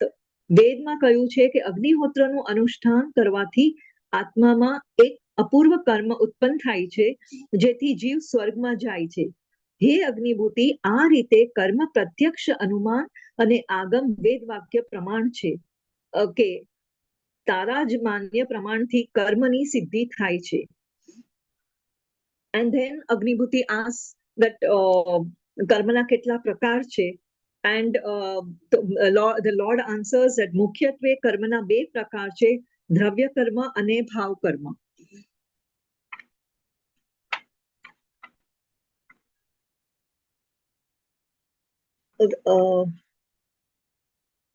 And દ્રવ્ય કર્મ જીવ રાગ દ્વેષથી જે કર્મસ્કંદને ગ્રહણ કરીને કર્મ દ્રવ્ય કર્મ અને ભાવ કર્મમાં જીવ રાગ દ્વેષથી જે કર્મ સ્કંદોને ગ્રહણ કરીને કર્મ રૂપે પરિણામે છે, તે દ્રવ્ય કર્મ કહેવાય છે. અને તે દ્રવ્ય કર્મથી જે આત્મિક પરિણામ ઉત્પન્ન થાય છે તે ભાવ કર્મ કહેવાય છે. એટલે દ્રવ્ય કર્મ પૂતગળ સ્વરૂપ છે અને ભાવ કર્મ રાગ દ્વેષ રૂપ આત્મિક પરિણામ સ્વરૂપ છે. જેમ કરોળિયો પોતાની જે પ્રવૃત્તિથી પોતે જ બનાવેલા જાળમાં ફસાય છે, તેમ જીવ પણ પોતાની અજ્ઞાનતાના કારણે રાગ દ્વેષ પરિણામથી પૌદ્ગલિક કર્મની જાળ બનાવી તેમજ ફસાય છે. So actually, in this way, the omniscience, the sarvajnata of the Lord is also coming into light, where he does not need to ask a question. He knows what is going on in the mind, running in the mind of the querist, and he answers them. And there is another salient feature of Gandharvaad is that logic. But utmost logic, the Lord explains everything to all the 11 scholars, and the Lord does not make the querist believe in him by presenting him a larger than life picture. Like I'm just giving example that like Sri Krishna had become a larger than life picture in to Arjuna when he was explaining in the Mahabharat. So, and my apologies to Amamnath Swami, but there is no criticism of opposing views, because that to do so, it would be destroying the very principle of Anikantvad. So, such was a balanced view, such was a Madhyasata of the Lord, which is depicted very much in Gandharva. I have, this is so, I have not prepared in detail. Sincere apologies if I have said anything against the tenets of Jainism, and I infinite thanks to once again to Param Pujya Maharaj Sahib and to all present in the seminar. And I end my paper here. Jai Jinendra.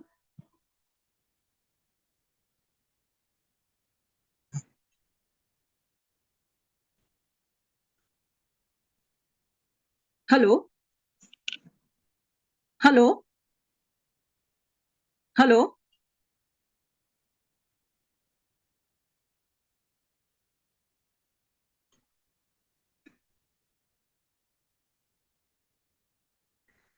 ખૂબ ધન્યવાદ તમને. સારું, આટલી મહેનત કરી અને એક પ્રોત્સાહન તમને આપવું જોઈએ. ઉત્પલાબેને ખાસ કીધું તો. હાજી સાહેબ. હા, ઉત્પલાબેને ખાસ કીધું કે ભાઈ એમને પણ તૈયાર કર્યા છે તો એમને થોડો પ્રોત્સાહન આપવા જેવું છે.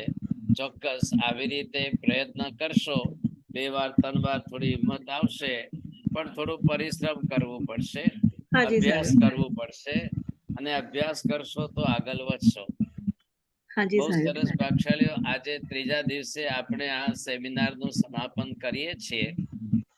Just for information to all, no doubt you are all are the main scholar, but please read the Gandharvaad book also.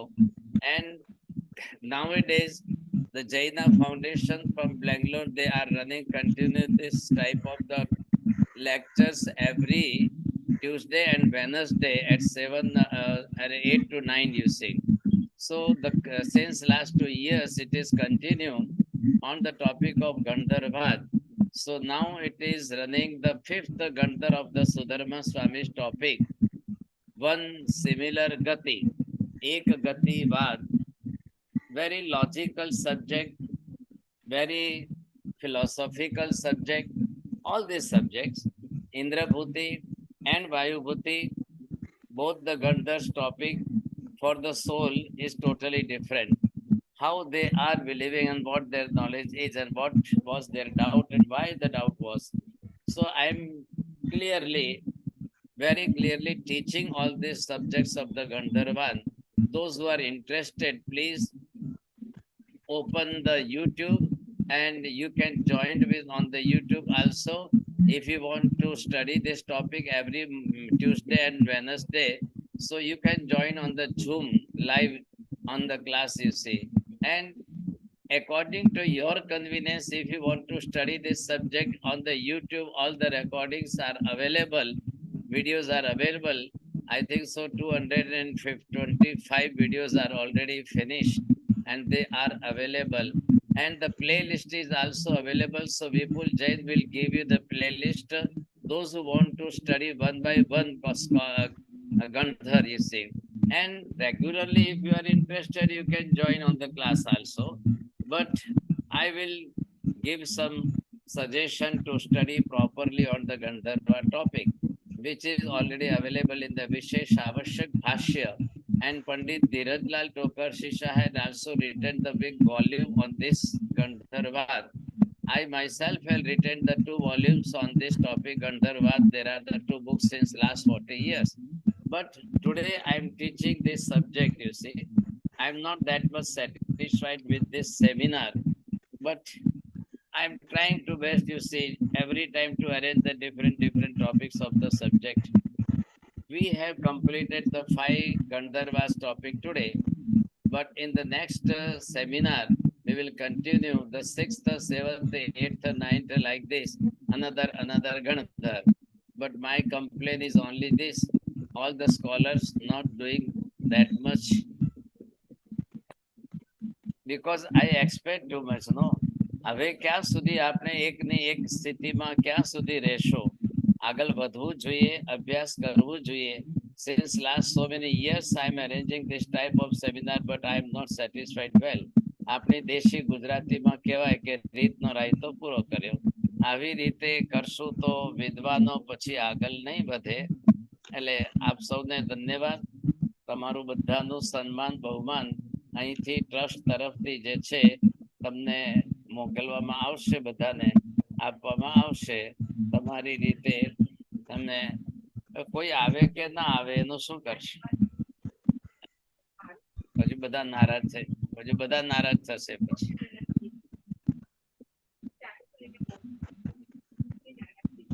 નહીં બોલતો, નહીં બોલતો, કઈ નહીં બોલતો.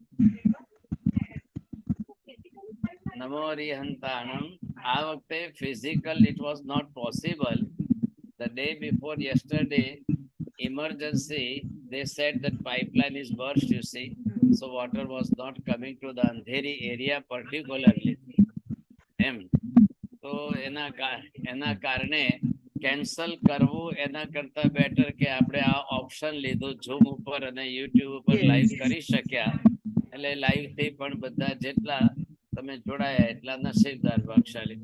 બધાને ફરી ધન્યવાદ. It is not my complaint, but it is my suggestion. सर्वमंगल मांगल्यम सर्वकल्याणकारणम प्रधानम सर्वधर्माणां Jainam जयति शासनम.